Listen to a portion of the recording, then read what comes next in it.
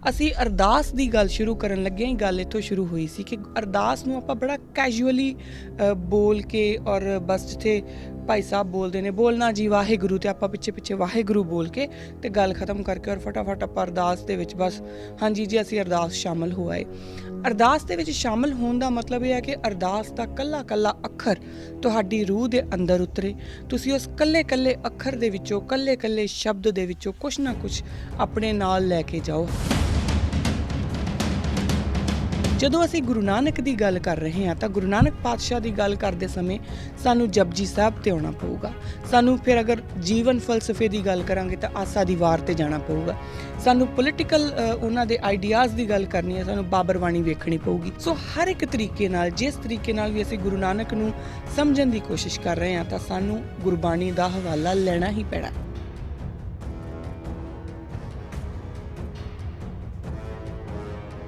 ਧਰਮ ਦਾ ਮਤਲਬ ਸਿਰਫ ਇੰਨਾ ਹੁੰਦਾ ਆ ਜਦੋਂ ਤੁਹਾਡੇ ਕਰਮ ਜਿਹੜੇ ਨੇ ਉਹ ਧਰਮ ਬਣ ਜਾਣ। ਜਦੋਂ ਤੁਸੀਂ ਜੋ ਕਰ ਰਹੇ ਹੋ ਉਹ ਤੁਸੀਂ ਰਿਸਪੌਂਸਿਬਿਲਿਟੀ ਨਾਲ ਕਰਦੇ ਹੋ ਕਿ ਤੁਸੀਂ ਕਿਸੇ ਨੂੰ ਜਵਾਬਦੇਹ ਹੋ।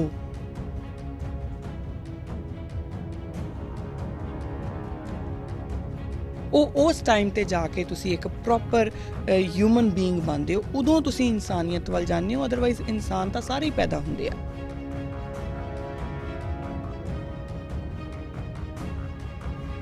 United nations of human rights ਅੱਜ ਸਭ ਤੋਂ ਵੱਡੀ ਸੰਸਥਾ ਆ। ਉਹਨਾਂ ਨੂੰ ਹੀ ਪੁੱਛ ਲਿਓ ਕਿ ਕੋਈ ਇੱਕ ਐਸਾ ਇਨਸਾਨ, ਕੋਈ ਇੱਕ ਐਸੀ ਇਨਸੀਡੈਂਟਸ ਪੂਰੀ ਦੁਨੀਆ ਦੇ ਵਿੱਚ ਜਿੱਥੇ ਕਿਸੇ ਹੋਰ ਦੇ ਹਿਊਮਨ ਰਾਈਟਸ ਵਾਸਤੇ ਕਿਸੇ ਇੱਕ ਨੇ ਆਪਣੀ ਸ਼ਹੀਦੀ ਦੇ ਦਿੱਤੀ ਹੋਵੇ ਜਿਹਦਾ ਉਹਦੇ ਨਾਲ ਕੋਈ ਲੈਣ ਦੇਣ ਵੀ ਨਹੀਂ, ਤਾਂ ਤੁਹਾਨੂੰ ਮਿਲੂਗਾ ਕਿ ਨਹੀਂ। ਔਰ ਐਸੀ ਸਿਰਫ ਇੱਕੋ ਹੀ ਮਿਸਾਲ ਆ, ਉਹ ਸਿੱਖਾਂ ਦੇ ਵਿੱਚ ਮਿਲਦੀ ਆ। ਤਾਂ ਫਿਰ ਆਪਾਂ ਸਿੱਖੀ ਨੂੰ ਇਨਸਾਨੀਅਤ ਤੋਂ ਡਿਫਰੈਂਟ ਕਰਕੇ ਕਿੱਦਾਂ ਦੇਖ ਸਕਦੇ ਹਾਂ?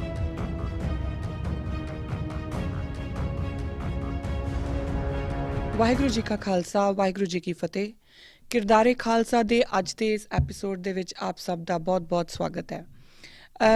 ਜਿਹੜਾ ਪਿਛਲਾ ਐਪੀਸੋਡ ਸੀ ਉਹਦੇ ਵਿੱਚ ਆਪਾਂ ਕੁਐਸਚਨ ਆਨਸਰਸ ਦੀ ਗੱਲ ਕੀਤੀ ਸੀ ਔਰ ਮੈਂ ਪਿਛਲੇ ਐਪੀਸੋਡ ਵਿੱਚ ਇਹ ਗੱਲ ਕਹੀ ਸੀਗੀ ਕਿ ਇਸ ਐਪੀਸੋਡ ਤੋਂ ਆਪਾਂ ਜੋ ਅਰਦਾਸ ਨੂੰ ਸਮਝਣ ਦੀ ਕੋਸ਼ਿਸ਼ ਕਰ ਰਹੇ ਹਾਂ ਉਹਨੂੰ ਆਪਾਂ ਅੱਗੇ ਵਧਾਵਾਂਗੇ। ਹੁਣ ਅਰਦਾਸ ਜਿੰਨਾ ਆਪਾਂ ਕਰ ਚੁੱਕੇ ਉਹ ਇੱਕ ਓਂਕਾਰ ਸ਼੍ਰੀ ਵਾਹਿਗੁਰੂ ਜੀ ਕੀ ਫਤਿਹ, ਸ਼੍ਰੀ ਭਗਉਤੀ ਜੀ ਸਹਾਏ, ਪਾਤਸ਼ਾਹੀ 10ਵੀਂ ਪ੍ਰਥਮ ਭਗਉਤੀ ਸਿਮਰ ਕੇ ਗੁਰੂ ਨਾਨਕ ਲਈ ਧਿਆਏ। ਆਪਾਂ ਪ੍ਰਥਮ ਭਗਉਤੀ ਸਿਮਰ ਕੇ ਤੱਕ ਗੱਲ ਕਰ ਚੁੱਕੇ ਹਾਂ। ਉਹਦੇ ਵਿੱਚ ਜਿਹੜੀਆਂ ਚੀਜ਼ਾਂ ਆਪਾਂ ਜਿਹਦੇ ਉੱਤੇ ਜ਼ਿਕਰ ਕੀਤਾ ਸੀ ਉਹ ਇੱਕ ਓਂਕਾਰ ਸੀ, ਵਾਹਿਗੁਰੂ ਤੇ ਸੀ ਔਰ ਉਸ ਤੋਂ ਬਾਅਦ ਫਿਰ ਆਪਾਂ ਭਗਉਤੀ ਦੀ ਗੱਲ ਕੀਤੀ ਸੀ। ਹੁਣ ਵੈਸੇ ਤਾਂ ਮੈਂ ਹਰ ਵਾਰੀ ਤੁਹਾਡੇ ਨਾਲ ਜਦੋਂ ਗੱਲ ਕਰਦੀ ਤਾਂ ਮੈਂ ਇਹੀ ਬੋਲਦੀ ਹਾਂ ਕਿ ਇਹ ਜਿਹੜਾ ਟੌਪਿਕ ਆ ਮੈਨੂੰ ਮੇਰੀ ਪਹੁੰਚ ਤੋਂ ਬਾਹਰ ਲੱਗਦਾ, ਬਟ ਫਿਰ ਵੀ ਕੋਸ਼ਿਸ਼ ਕਰਦੀ ਹਾਂ ਤੁਹਾਡੇ ਸਾਰਿਆਂ ਦੇ ਆਸ਼ੀਰਵਾਦ ਦੇ ਨਾਲ ਕਿ ਕਿਤੇ ਕੁਛ ਵੀ ਜੋ ਬੋਲਾਂ ਉਹ ਚਾਹੇ ਕਿਣਕਾ ਮਾਤਰ ਹੀ ਹੋਵੇ ਪਰ ਉਹ ਕਿਤੇ ਨਾ ਕਿਤੇ ਲੇਖੇ ਲੱਗ ਜੇ। ਅੱਜ ਜਿਹੜਾ ਹੁਣ ਆਪਣਾ ਸ਼ੁਰੂ ਹੋਣਾ ਆ ਉਹ ਹੈਗਾ ਗੁਰੂ ਨਾਨਕ ਲਈ ਧਿਆਏ। ਹੁਣ ਗੁਰੂ ਨਾਨਕ ਜਿਹੜਾ ਇੱਕ ਨਾਮ ਹੈ ਉਹ ਕੋਈ ਇੰਨਾ ਛੋਟੀ ਗੱਲ ਨਹੀਂ ਕਿ ਜਿਹਨੂੰ ਮੇਰੇ ਵਰਗੇ ਜਿਹਦੀ ਜ਼ੁਬਾਨ ਵੀ ਗਿਣਤੀ ਮਿਣਤੀ ਦੇ ਅੱਖਰ ਬੋਲ ਸਕਦੀ ਆ। ਕੋਈ ਵੀ ਐਸੀ ਲੈਂਗੁਏਜ ਨਹੀਂ, ਕੋਈ ਵੀ ਐਸੀ ਕੋਈ ਕਿਸੇ ਵੀ ਪੈਮਾਨੇ ਦੇ ਵਿੱਚ ਗੁਰੂ ਨਾਨਕ ਨੂੰ ਪੂਰੀ ਤਰ੍ਹਾਂ ਨਾਲ ਸਮਝਿਆ ਜਾਂ ਸਮਝਾਇਆ ਜਾਣਾ ਤਕਰੀਬਨ ਇੰਪੋਸੀਬਲ ਆ। ਗੁਰੂ ਨਾਨਕ ਸਿਰਫ ਆਪਣੀ ਰੂਹ ਦੇ ਵਿੱਚ ਫੀਲ ਕੀਤੇ ਜਾ ਸਕਦੇ ਆ। ਗੁਰੂ ਨਾਨਕ ਨੂੰ ਸਿਰਫ ਤੁਸੀਂ ਆਪਣੇ ਅੰਦਰ ਮਹਿਸੂਸ ਕਰ ਸਕਦੇ ਹੋ, ਉਹ ਵੀ ਜੇ ਉਹਨਾਂ ਦੀ ਕਿਰਪਾ ਹੋਵੇ ਤੇ। ਆਪਣੀ ਮਰਜ਼ੀ ਨਾਲ ਆਪਾਂ ਉਹ ਵੀ ਨਹੀਂ ਕਰ ਸਕਦੇ। ਸੋ ਮੈਨੂੰ ਨਹੀਂ ਪਤਾ ਕਿ ਇਹ ਜਿਹੜਾ ਆਪਾਂ ਗੁਰੂ ਨਾਨਕ ਦੇ ਉੱਤੇ ਜੋ ਆਪਾਂ ਡਿਸਕਸ਼ਨ ਕਰਨੀ ਆ ਆਪਾਂ ਇਹ ਕਰਨ ਦੇ ਯੋਗ ਹੈਗੇ ਆ ਕਿ ਨਹੀਂ ਹੈਗੇ, ਪਰ ਔਰ ਇਹ ਕਰਾਂਗੇ ਤੇ ਕਿੰਨਾ ਚਿਰ ਕਰਾਂਗੇ, 4 5 6 ਐਪੀਸੋਡ, ਆਈ ਡੋਂਟ ਨੋ। ਪਰ ਮੈਨੂੰ ਲੱਗਦਾ ਕਿ ਜੋ ਆਪਾਂ ਨੂੰ ਜੋ ਫਲਸਫੇ ਆ, ਜੇ ਆਪਾਂ ਗੁਰੂ ਨਾਨਕ ਦੀਆਂ ਟੀਚਿੰਗਸ ਦੇ ਵਿੱਚੋਂ ਕੁਝ ਫਲਸਫੇ ਹੀ ਸਮਝ ਲਏ ਤਾਂ ਸ਼ਾਇਦ ਅਸੀਂ ਬਹੁਤ ਕੁਝ ਸੰਜੋ ਜਾਵਾਂਗੇ। ਪਹਿਲੀ ਗੱਲ ਤਾਂ ਇਸੇ ਦੇ ਉੱਤੋਂ ਹੀ ਕਿਉਂਕਿ ਜਦੋਂ ਆਪਾਂ ਇੱਕ ਓਂਕਾਰ ਦੀ ਗੱਲ ਕੀਤੀ ਸੀਗੀ ਉਦੋਂ ਵੀ ਇਹੀ ਗੱਲ ਹੋਈ ਸੀ ਕਿ ਗੁਰੂ ਨਾਨਕ ਦੇ ਮੁੱਖ ਚੋਂ ਜੋ ਪਹਿਲੀ ਚੀਜ਼ ਨਿਕਲਦੀ ਆ ਉਹ ਇੱਕ ਓਂਕਾਰ ਨਿਕਲਦਾ ਹੈ। ਹੁਣ ਇੱਕ ਓਂਕਾਰ ਆਪਣੇ ਆਪ ਵਿੱਚ ਹੀ ਇੱਕ ਐਡਾ ਵੱਡਾ ਫਲਸਫਾ ਹੈ, ਕਿੱਡੀ ਫਿਲੋਸਫੀ ਹੈ ਕਿ ਆਪਾਂ ਨੂੰ 2 ਐਪੀਸੋਡ ਸਿਰਫ ਇੱਕ ਓਂਕਾਰ ਦੇ ਉੱਤੇ ਹੀ ਲਾਉਣੇ ਪਏ ਸੀਗੇ। ਔਰ ਅਜੇ ਵੀ ਮੈਨੂੰ ਇਹ ਲੱਗਦਾ ਕਿ ਸ਼ਾਇਦ ਮੇਰੀ ਮੱਤ ਵੀ ਇੱਕ ਤਾਂ ਬਿਲਕੁਲ ਮੱਤ ਥੋੜ੍ਹੀ ਆ, ਔਰ ਜਿੰਨੀ ਕੁ ਆਪਣੇ ਕੋਲ ਨੌਲੇਜ ਹੈਗੀ ਆ ਜਾਂ ਜਿੰਨਾ ਕੁ ਪੜ੍ਹ ਪੁੜ੍ਹ ਕੇ ਔਰ ਥੋੜ੍ਹਾ ਬਹੁਤ ਜੋ ਆਪਣੀ ਐਕਸਪੀਰੀਅੰਸ ਦੇ ਨਾਲ, ਜੋ ਗੁਰੂ ਮਹਾਰਾਜ ਦੀ ਕਿਰਪਾ ਦੇ ਨਾਲ ਉਹਨਾਂ ਦੀ ਚਰਨਾਂ ਦੇ ਵਿੱਚ ਬੇਨਤੀ ਕਰਕੇ ਜੋ ਸਾਹਮਣੇ ਆਇਆ, ਜੋ ਜੋ ਜਿੰਨਾ ਕੁ ਉਹਨਾਂ ਨੂੰ ਲੱਗਾ ਕਿ ਇਸ ਕਾਸੇ 'ਚ ਪਾਇਆ ਜਾ ਸਕਦਾ ਆ, ਜਿੰਨਾ ਕੁ ਉਹਨਾਂ ਨੇ ਪਾਇਆ, ਉਸ ਹਿਸਾਬ ਨਾਲ ਆਪਾਂ ਹਜੇ ਵੀ ਮੈਨੂੰ ਲੱਗਦਾ ਕਿ ਆਪਾਂ ਘੱਟ ਗੱਲ ਕੀਤੀ ਆ। ਹੁਣ ਜਦੋਂ ਇੱਕ ਓਂਕਾਰ ਜੋ ਉਹਨਾਂ ਦੇ ਮੁਖਾਰਬਿੰਦ 'ਚੋਂ ਨਿਕਲਿਆ ਹੋਇਆ ਹੈ, ਉਹਦੇ ਵਾਸਤੇ ਅਗਰ ਮੈਨੂੰ ਸੈਟਿਸਫੈਕਸ਼ਨ ਨਹੀਂ, ਤਾਂ ਮੈਨੂੰ ਨਹੀਂ ਸਮਝ ਆਉਂਦੀ ਕਿ ਗੁਰੂ ਨਾਨਕ ਦੀ ਜਦੋਂ ਮੈਂ ਗੱਲ ਕਰੂੰਗੀ ਤਾਂ ਆਪਾਂ ਉਹਨਾਂ ਨੂੰ ਕਿੰਨਾ ਕੁ ਸਮਝ ਸਕਾਂਗੇ। ਪਰ ਆਪਾਂ ਕੋਸ਼ਿਸ਼ ਅੱਜ ਤੋਂ ਆਪਣੀ ਜਿਹੜੀ ਹੈ ਉਹ ਗੁਰੂ ਨਾਨਕ ਦੇ ਕਦਮਾਂ ਦੇ ਵਿੱਚ ਆਪਾਂ ਬੇਨਤੀ ਕਰਕੇ ਹੀ ਅੱਗੇ ਚੱਲਾਂਗੇ ਕਿ ਗੁਰੂ ਨਾਨਕ ਪਾਤਸ਼ਾਹ ਆਪ ਸੋਝੀ ਦੇਣ, ਮੇਰੀ ਜ਼ੁਬਾਨ ਦੇ ਉੱਤੇ ਜੋ ਵੀ ਮੈਂ ਬੋਲਾਂ ਉਹ ਉਹਨਾਂ ਦੀ ਕਿਰਪਾ ਦੇ ਨਾਲ ਤਕਰੀਬਨ ਸਹੀ ਹੀ ਬੋਲਾਂ, ਔਰ ਉਹ ਸਭ ਕੁਝ ਮੈਂ ਤੁਹਾਡੇ ਤੱਕ ਪਹੁੰਚਦਾ ਕਰ ਸਕਾਂ। ਹੁਣ ਜਦੋਂ ਆਪਾਂ ਗੁਰੂ ਨਾਨਕ ਦੀ ਗੱਲ ਕਰਾਂਗੇ ਤਾਂ ਸਭ ਤੋਂ ਪਹਿਲੀ ਗੱਲ ਜਿਹੜੀ ਆਉਣੀ ਆ, ਕਿਉਂਕਿ ਆਪਾਂ ਬੋਲਦੇ ਹਾਂ ਗੁਰੂ ਨਾਨਕ ਲਈ ਧਿਆਏ, ਅਸੀਂ ਅਰਦਾਸ ਦੀ ਗੱਲ ਸ਼ੁਰੂ ਕਰਨ ਲੱਗੇ ਹਾਂ। ਗੱਲ ਇੱਥੋਂ ਸ਼ੁਰੂ ਹੋਈ ਸੀ ਕਿ ਅਰਦਾਸ ਨੂੰ ਆਪਾਂ ਬੜਾ ਕੈਜੂਅਲੀ ਬੋਲ ਕੇ, ਔਰ ਬਸ ਜਿੱਥੇ ਭਾਈ ਸਾਹਿਬ ਬੋਲਦੇ ਨੇ ਬੋਲਣਾ ਜੀ ਵਾਹਿਗੁਰੂ, ਤੇ ਆਪਾਂ ਪਿੱਛੇ ਪਿੱਛੇ ਵਾਹਿਗੁਰੂ ਬੋਲ ਕੇ ਤੇ ਗੱਲ ਖਤਮ ਕਰਕੇ ਔਰ ਫਟਾਫਟ ਆਪਾਂ ਅਰਦਾਸ ਦੇ ਵਿੱਚ ਬਸ ਹਾਂਜੀ ਜੀ ਅਸੀਂ ਅਰਦਾਸ ਸ਼ਾਮਲ ਹੋ ਆਏ। ਅਰਦਾਸ ਦੇ ਵਿੱਚ ਸ਼ਾਮਲ ਹੋਣ ਦਾ ਮਤਲਬ ਇਹ ਹੈ ਕਿ ਅਰਦਾਸ ਦਾ ਕੱਲਾ ਕੱਲਾ ਅੱਖਰ ਤੁਹਾਡੀ ਰੂਹ ਦੇ ਅੰਦਰ ਉਤਰੇ, ਤੁਸੀਂ ਉਸ ਕੱਲੇ ਕੱਲੇ ਅੱਖਰ ਦੇ ਵਿੱਚੋਂ, ਕੱਲੇ ਕੱਲੇ ਸ਼ਬਦ ਦੇ ਵਿੱਚੋਂ ਕੁਛ ਨਾ ਕੁਛ ਆਪਣੇ ਨਾਲ ਲੈ ਕੇ ਜਾਓ ਹਰ ਵਾਰੀ। ਇਹ ਜ਼ਰੂਰੀ ਨਹੀਂ ਕਿ ਆਪਾਂ ਇੱਕੋ ਵਾਰ ਦੇ ਵਿੱਚ ਸਾਰਾ ਕੁਝ ਲੈ ਲਾਂਗੇ, ਪਰ ਜਦੋਂ ਆਪਾਂ ਇੱਕ ਓਂਕਾਰ ਬੋਲਦੇ ਹਾਂ ਤਾਂ ਉਹਦਾ ਮਤਲਬ ਕੀ ਆ। ਵਾਹਿਗੁਰੂ ਜੀ ਕੀ ਫਤਿਹ ਬੋਲਦੇ ਹਾਂ ਤਾਂ ਵਾਹਿਗੁਰੂ ਦਾ ਕਿਹਦੀ ਫਤਿਹ ਬੋਲਦੇ, ਵਾਹਿਗੁਰੂ ਕੌਣ ਆ। ਉਸ ਤੋਂ ਬਾਅਦ ਸ਼੍ਰੀ ਭਗੌਤੀ ਜੀ ਸਹਾਇ, ਤਾਂ ਕੌਣ ਆ ਭਗੌਤੀ, ਇਹ ਗੱਲਾਂ ਆਪਾਂ ਕਰ ਚੁੱਕੇ। ਹੁਣ ਜਦੋਂ ਆਪਾਂ ਬੋਲਾਂਗੇ ਗੁਰੂ ਨਾਨਕ ਲਈ ਧਿਆਏ, ਤਾਂ ਜਦੋਂ ਆਪਾਂ ਗੁਰੂ ਨਾਨਕ ਨੂੰ ਧਿਆਉਣ ਦੀ ਗੱਲ ਕਰਦੇ ਹਾਂ ਤਾਂ ਅਸੀਂ ਉਹਦੇ ਵਿੱਚੋਂ ਕੀ ਪਾਉਣ ਦੀ ਗੱਲ ਕਰਦੇ ਹਾਂ, ਇਹ ਇੰਪੋਰਟੈਂਟ ਆ। ਜਦੋਂ ਅਸੀਂ ਗੁਰੂ ਨਾਨਕ ਦਾ ਨਾਮ ਆਪਣੀ ਅਰਦਾਸ ਦੇ ਵਿੱਚ ਲੈਂਦੇ ਹਾਂ ਜਾਂ ਅਸੀਂ ਸੁਣਦੇ ਹਾਂ ਕਿ ਗੁਰੂ ਨਾਨਕ ਲਈ ਧਿਆਏ, ਤਾਂ ਗੁਰੂ ਨਾਨਕ ਨੂੰ ਧਿਆਉਣ ਦਾ ਮਤਲਬ ਕੀ ਆ। ਕਿਆ ਉਹ ਸਿਰਫ ਇੱਕ ਨਾਮ ਬੋਲ ਲੈਣ ਨੂੰ ਹੀ ਧਿਆਉਣਾ ਕਹਿ ਦਿੱਤਾ ਜਾਊਗਾ, ਜਾਂ ਗੁਰੂ ਨਾਨਕ ਦੀ ਜਿਹੜੀ ਇੱਕ ਉਹ ਫੋਟੋ ਸਾਨੂੰ ਸੋਭਾ ਸਿੰਘ ਹੁਣਾਂ ਨੇ ਬਣਾ ਕੇ ਦਿੱਤੀ ਆ ਉਹਨੂੰ ਆਪਣੇ ਦਿਮਾਗ 'ਚ ਰੱਖ ਲੈਣਾ, ਜਾਂ ਕਿਸ ਤਰੀਕੇ ਨਾਲ ਅਸੀਂ ਗੁਰੂ ਨਾਨਕ ਨੂੰ ਧਿਆਉਣ ਦਾ ਮਤਲਬ ਕੀ ਹੋਊਗਾ। ਤਾਂ ਸਭ ਤੋਂ ਪਹਿਲਾਂ ਤਾਂ ਧਿਆਨ ਇਹ ਰੱਖਣਾ ਪਊਗਾ ਕਿ ਸਾਡੇ ਜਦੋਂ ਅਸੀਂ ਗੁਰੂ ਨਾਨਕ ਬੋਲਦੇ ਹਾਂ ਤੇ ਉਸ ਵਿੱਚ ਸਾਡੇ ਆਪਣੇ ਕਿਰਦਾਰ ਦੇ ਵਿੱਚ ਹੈ ਨਾ, ਗੁਰੂ ਨਾਨਕ ਤੋਂ ਅਸੀਂ ਕਿਹੜੀ ਕਿਰਪਾ ਮੰਗ ਰਹੇ ਹਾਂ, ਕਿ ਗੁਰੂ ਨਾਨਕ ਪਾਤਸ਼ਾਹ ਸਾਡੇ ਤੇ ਕੀ, ਅਸੀਂ ਉਹਨਾਂ ਕੋਲੋਂ ਕੀ ਚਾਹੁੰਦੇ ਹਾਂ, ਅਸੀਂ ਕੀ ਮੰਗ ਰਹੇ ਹਾਂ ਕਿ ਗੁਰੂ ਨਾਨਕ ਪਾਤਸ਼ਾਹ ਅਸੀਂ ਤੁਹਾਨੂੰ ਧਿਆਇਆ ਤੇ ਹੁਣ ਮੇਰੇ ਕਿਰਦਾਰ ਦੇ ਵਿੱਚ ਕੀ ਚੇਂਜਿਸ ਹੋਣ, ਜਾਂ ਮੇਰੇ ਕਿਰਦਾਰ ਦੇ ਵਿੱਚ ਤੁਹਾਡੀ ਕਿਹੜੀ ਟੀਚਿੰਗ ਆਵੇ। ਇਹ ਸਾਨੂੰ ਆਪਣੇ ਆਪ ਨੂੰ ਥੋੜ੍ਹਾ ਜਿਹਾ, ਸਾਨੂੰ ਖੁਦ ਨੂੰ ਸਾਡਾ ਆਪਣਾ ਮੰਥਨ ਕਰਨਾ ਪੈਣਾ ਹੈ। ਹੁਣ ਸਭ ਤੋਂ ਪਹਿਲੀ ਗੱਲ ਜਿਹੜੀ ਮੈਨੂੰ ਲੱਗਦਾ ਕਿ ਜ਼ਰੂਰੀ ਆ ਜਦੋਂ ਆਪਾਂ ਗੁਰੂ ਨਾਨਕ ਦੀ ਗੱਲ ਕਰਨੀ ਹੈ, ਤਾਂ ਸਾਨੂੰ ਜਿਹੜੇ ਸਾਡੇ ਭਰਮ ਭੁਲੇਖੇ ਆ ਨਾ, ਸਭ ਤੋਂ ਪਹਿਲਾਂ ਸਾਨੂੰ ਉਹ ਹਟਾਉਣੇ ਪੈਣਗੇ। ਬਹੁਤ ਸਾਰੇ ਅਸੀਂ ਗੁਰੂ ਨਾਨਕ ਨੂੰ ਸਿਰਫ ਇੱਕ ਰਿਲੀਜੀਅਸ ਪ੍ਰੋਫਿਟ ਮੰਨ ਲੈਂਦੇ ਹਾਂ ਕਿ ਗੁਰੂ ਨਾਨਕ ਪਾਤਸ਼ਾਹ ਕੌਣ ਹੈ, ਇੱਕ ਰਿਲੀਜੀਅਸ ਪ੍ਰੋਫਿਟ ਆ। ਉਸ ਤੋਂ ਅਗਲੀ ਗੱਲ ਆ ਜਾਂਦੀ ਆ, ਕੁਛ ਮੇਰੇ ਵਰਗੇ ਕਹਿ ਦਿੰਦੇ ਆ ਨਹੀਂ ਨਹੀਂ ਉਹ ਤਾਂ ਰੈਵੋਲਿਊਸ਼ਨਰੀ ਸੀ। ਕੋਈ ਹੋਰ ਆ ਜਾਂਦੇ ਆ ਤਾਂ ਉਹ ਕਹਿ ਦਿੰਦੇ ਆ ਕਿ ਉਹ ਭਗਤੀ ਲਹਿਰ ਦੇ ਨਾਲ ਉਹਨਾਂ ਦਾ ਸੰਬੰਧ ਸੀ, ਉਹ ਉਸ ਤਰੀਕੇ ਨਾਲ ਆਪਣਾ ਫਲਸਫਾ ਅੱਗੇ ਲੈ ਕੇ ਆਏ। ਕੋਈ ਜਿਹੜੇ ਆ ਉਹਨਾਂ ਦੀ ਫੋਟੋ ਦੇ ਵਿੱਚ ਜਿਹੜੀ ਉਹਨਾਂ ਨੇ ਉਹ ਇੱਕ ਮਾਲਾ ਉਹਨਾਂ ਨੂੰ ਫੜਾਈ ਹੁੰਦੀ ਆ, ਅਤੇ ਇੱਕ ਉਹਨਾਂ ਦਾ ਹੱਥ ਐਵੇਂ ਕਰਕੇ ਜਿਹੜਾ ਦਿਖਾਇਆ ਆ, ਔਰ ਇੱਕ ਭੰਗਵਾ ਕੱਪੜੇ, ਔਰ ਉਹ ਕਹਿੰਦੇ ਕਿ ਉਦਾਸੀ ਪਰੰਪਰਾ ਦੇ ਨਾਲ ਗੁਰੂ ਨਾਨਕ ਪਾਤਸ਼ਾਹ ਦਾ ਸੰਬੰਧ ਹੈ। ਸੋ ਹਰ ਇੱਕ ਬੰਦਾ ਆਪਣੇ ਆਪਣੇ ਤਰੀਕੇ ਨਾਲ ਗੁਰੂ ਨਾਨਕ ਨੂੰ ਇੰਟਰਪ੍ਰੇਟ ਕਰਨ ਦੀ ਕੋਸ਼ਿਸ਼ ਕਰਦਾ, ਜਿਹਨੂੰ ਜਿਸ ਤਰੀਕੇ ਨਾਲ ਠੀਕ ਲੱਗਦਾ ਉਸ ਤਰੀਕੇ ਨਾਲ ਹੀ ਇੰਟਰਪ੍ਰੀਟੇਸ਼ਨ ਦੀ ਗੱਲ ਕਰਦਾ। ਹੁਣ ਜਿਹੜੇ ਥੋੜ੍ਹੇ ਬਹੁਤ ਵੀ ਕਿਸੇ ਇੱਕ ਲੈਵਲ ਦੇ ਉੱਤੇ ਚਲੇ ਗਏ ਆ, ਮੈਨੂੰ ਯਾਦ ਆ ਇੱਕ ਇੱਥੇ ਸਾਡਾ ਇੱਕ ਸੈਮੀਨਾਰ ਹੋਇਆ ਸੀ ਜਿੱਥੇ ਸਰਦਾਰ ਅਜਮੇਰ ਸਿੰਘ ਹੁਣੀ ਆਏ ਸੀਗੇ, ਤਾਂ ਮੈਂ ਵੀ ਉੱਥੇ ਬੋਲ ਰਹੀ ਸੀਗੀ, ਔਰ ਉੱਥੇ ਮੇਰਾ ਟੌਪਿਕ ਸੀਗਾ ਕਿ ਗੁਰੂ ਨਾਨਕ ਦੀ ਟੀਚਿੰਗਸ ਦੇ ਵਿੱਚ ਔਰਤਾਂ ਦੇ ਹੱਕਾਂ ਦੀ ਗੱਲ ਕੀ ਆ। ਤਾਂ ਉਹ ਬੋਲਦੇ ਹੋਏ ਕਿਉਂਕਿ ਅਸੀਂ ਆਮ ਭਾਸ਼ਾ ਵਾਲੇ ਲੋਕ ਹਾਂ, ਜਦੋਂ ਅਸੀਂ ਆਮ ਭਾਸ਼ਾ ਵਿੱਚ ਇੱਕ ਦੂਜੇ ਨਾਲ ਗੱਲ ਕਰਦੇ ਹਾਂ ਤਾਂ ਫਿਰ ਸਾਨੂੰ ਉਹੀ ਭਾਸ਼ਾ ਬੋਲਣੀ ਪੈਂਦੀ ਜਿਹੜੀ ਸਮਝ ਆਵੇ। ਤਾਂ ਉਹੀ ਜਿੱਦਾਂ ਮੈਂ ਤੁਹਾਨੂੰ ਕਿਹਾ ਕਿ ਕੁਛ ਲੋਕ ਰੈਵੋਲਿਊਸ਼ਨਰੀ ਕਹਿ ਦਿੰਦੇ ਆ, ਮੈਂ ਵੀ ਆਹੀ ਬੋਲਿਆ ਸੀਗਾ। ਤਾਂ ਅਜਮੇਰ ਸਿੰਘ ਹੁਣਾਂ ਨੇ ਉਦੋਂ ਉਸੇ ਵੇਲੇ ਟੋਕਿਆ ਕਿ ਇਹ ਅੱਖਰ ਜਿਹੜੇ ਨੇ ਨਾ, ਇਹ ਗੁਰੂ ਨਾਨਕ ਦੀ ਕੱਦ ਨੂੰ, ਗੁਰੂ ਨਾਨਕ ਦੀ ਵਿਅਕਤਿਤਵ ਨੂੰ ਬਹੁਤ ਛੋਟਾ ਕਰ ਦਿੰਦੇ ਆ। ਗੁਰੂ ਨਾਨਕ ਨੇ, ਬਸ ਗੁਰੂ ਨਾਨਕ ਦੀ ਜਿਹੜੀ ਡੈਫੀਨੇਸ਼ਨ ਆ ਉਹ ਇਹੀ ਹੋ ਸਕਦੀ ਆ ਕਿ ਉਹ ਗੁਰੂ ਨਾਨਕ ਨੇ। ਪਰ ਹੁਣ ਇਸ ਗੱਲ ਨੂੰ ਸਮਝਣ ਵਾਸਤੇ, ਇਸ ਗੱਲ ਤੱਕ ਪਹੁੰਚਣ ਵਾਸਤੇ ਇੱਕ ਖਾਸ ਤਰ੍ਹਾਂ ਦੀ ਇੱਕ ਤਾਂ ਮਾਨਸਿਕਤਾ ਦੀ, ਤੁਹਾਡੀ ਸਪਿਰਿਚੁਅਲ ਵੈਲਬੀਇੰਗ ਦੀ ਲੋੜ ਆ। ਤੁਸੀਂ ਸਪਿਰਿਚੁਅਲੀ ਉਸ ਲੈਵਲ ਦੇ ਉੱਤੇ ਹੋਣੇ ਚਾਹੀਦੇ ਆ ਜਿੱਥੇ ਜਾ ਕੇ ਤੁਸੀਂ ਇਹ ਕਹੋ ਕਿ ਗੁਰੂ ਨਾਨਕ ਕੌਣ, ਤਾਂ ਗੁਰੂ ਨਾਨਕ ਔਰ ਤੁਸੀਂ ਸਮਝ ਵੀ ਜਾਓ। ਅਦਰਵਾਈਜ਼ ਜੇ ਆਪਾਂ ਇਹ ਗੱਲ ਕਿਸੇ ਹੋਰ ਨੂੰ ਕਵਾਂਗੇ ਕਿ ਗੁਰੂ ਨਾਨਕ ਕੌਣ ਆ, ਤਾਂ ਫਿਰ ਉਹ ਗੱਲ ਆਊਗੀ ਕਿ ਤੁਹਾਨੂੰ ਦੱਸਣਾ ਪਊਗਾ। ਜੇ ਤੁਸੀਂ ਕਹੋਗੇ ਗੁਰੂ ਨਾਨਕ ਹੈ ਤਾਂ ਉਹਨਾਂ ਨੂੰ ਸਮਝ ਨਹੀਂ ਆਉਣੀ। ਸੋ ਇਹ ਆ ਜਾਂਦੀ ਹੈ ਲੈਵਲ ਦੀ ਗੱਲ। ਹੁਣ ਆਪਾਂ ਗੁਰੂ ਨਾਨਕ ਨੂੰ ਜਦੋਂ ਸਮਝਣਾ ਤਾਂ ਸਭ ਤੋਂ ਪਹਿਲਾਂ ਅੱਜ ਤੋਂ ਇਹ ਸ਼ੁਰੂ ਕਰੀਏ ਕਿ ਗੁਰੂ ਨਾਨਕ ਨੂੰ ਗੁਰੂ ਨਾਨਕ ਹੀ ਸਮਝ ਕੇ ਚੱਲੀਏ। ਜੇ ਆਪਾਂ ਗੁਰੂ ਨਾਨਕ ਨੂੰ ਕਿਸੇ ਡੈਫੀਨੇਸ਼ਨ ਦੇ ਵਿੱਚ ਬਾਈਂਡ ਕਰਨ ਦੀ ਕੋਸ਼ਿਸ਼ ਕਰਾਂਗੇ ਨਾ, ਉਹ ਪੋਸੀਬਲ ਹੋਣਾ ਨਹੀਂ। ਉਹਦੇ ਨਾਲ ਕੀ ਹੈ ਕਿ ਅਸੀਂ ਇੱਕ ਬਹੁਤ ਛੋਟਾ ਜਿਹਾ ਹਿੱਸਾ ਹੀ ਗੁਰੂ ਨਾਨਕ ਦੇ ਵਿਅਕਤਿਤਵ ਦਾ ਦੇਖ ਸਕਾਂਗੇ, ਲੈ ਸਕਾਂਗੇ।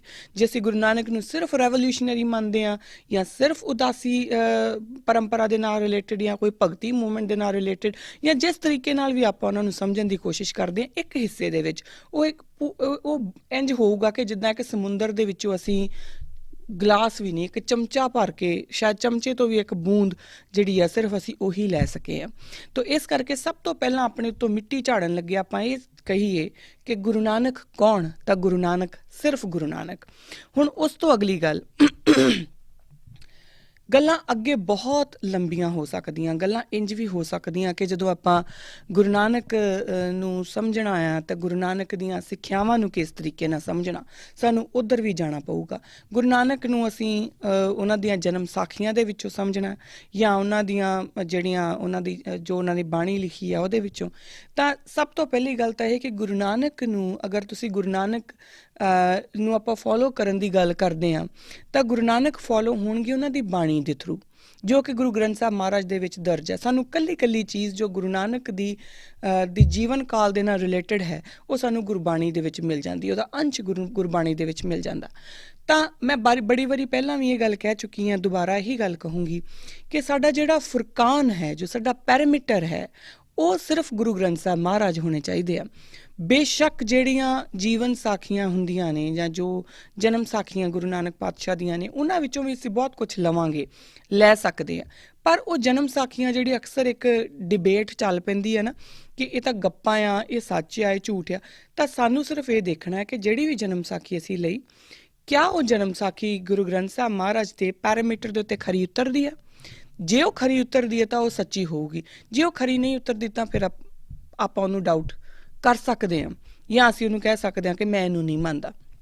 ਸੋ ਜਿਹੜਾ ਸਾਡਾ ਪੈਰਾਮੀਟਰ ਹੈ, ਫਾਈਨਲ ਪੈਰਾਮੀਟਰ, ਉਹ ਅਸੀਂ ਗੁਰਬਾਣੀ ਨੂੰ ਹੀ ਮੰਨਣਾ ਆ। ਜਦੋਂ ਅਸੀਂ ਗੁਰੂ ਨਾਨਕ ਦੀ ਗੱਲ ਕਰ ਰਹੇ ਹਾਂ ਤਾਂ ਗੁਰੂ ਨਾਨਕ ਪਾਤਸ਼ਾਹ ਦੀ ਗੱਲ ਕਰਦੇ ਸਮੇਂ ਸਾਨੂੰ ਜਪਜੀ ਸਾਹਿਬ ਤੇ ਆਉਣਾ ਪਊਗਾ। ਸਾਨੂੰ ਫਿਰ ਅਗਰ ਜੀਵਨ ਫਲਸਫੇ ਦੀ ਗੱਲ ਕਰਾਂਗੇ ਤਾਂ ਆਸਾ ਦੀ ਵਾਰ ਤੇ ਜਾਣਾ ਪਊਗਾ। ਸਾਨੂੰ ਪੋਲੀਟੀਕਲ ਉਹਨਾਂ ਦੇ ਆਈਡੀਆਜ਼ ਦੀ ਗੱਲ ਕਰਨੀ ਹੈ, ਸਾਨੂੰ ਬਾਬਰਵਾਣੀ ਵੇਖਣੀ ਪਊਗੀ। ਸੋ ਹਰ ਇੱਕ ਤਰੀਕੇ ਨਾਲ, ਜਿਸ ਤਰੀਕੇ ਨਾਲ ਵੀ ਅਸੀਂ ਗੁਰੂ ਨਾਨਕ ਨੂੰ ਸਮਝਣ ਦੀ ਕੋਸ਼ਿਸ਼ ਕਰ ਰਹੇ ਹਾਂ ਤਾਂ ਸਾਨੂੰ ਗੁਰਬਾਣੀ ਦਾ ਹਵਾਲਾ ਲੈਣਾ ਹੀ ਪੈਣਾ।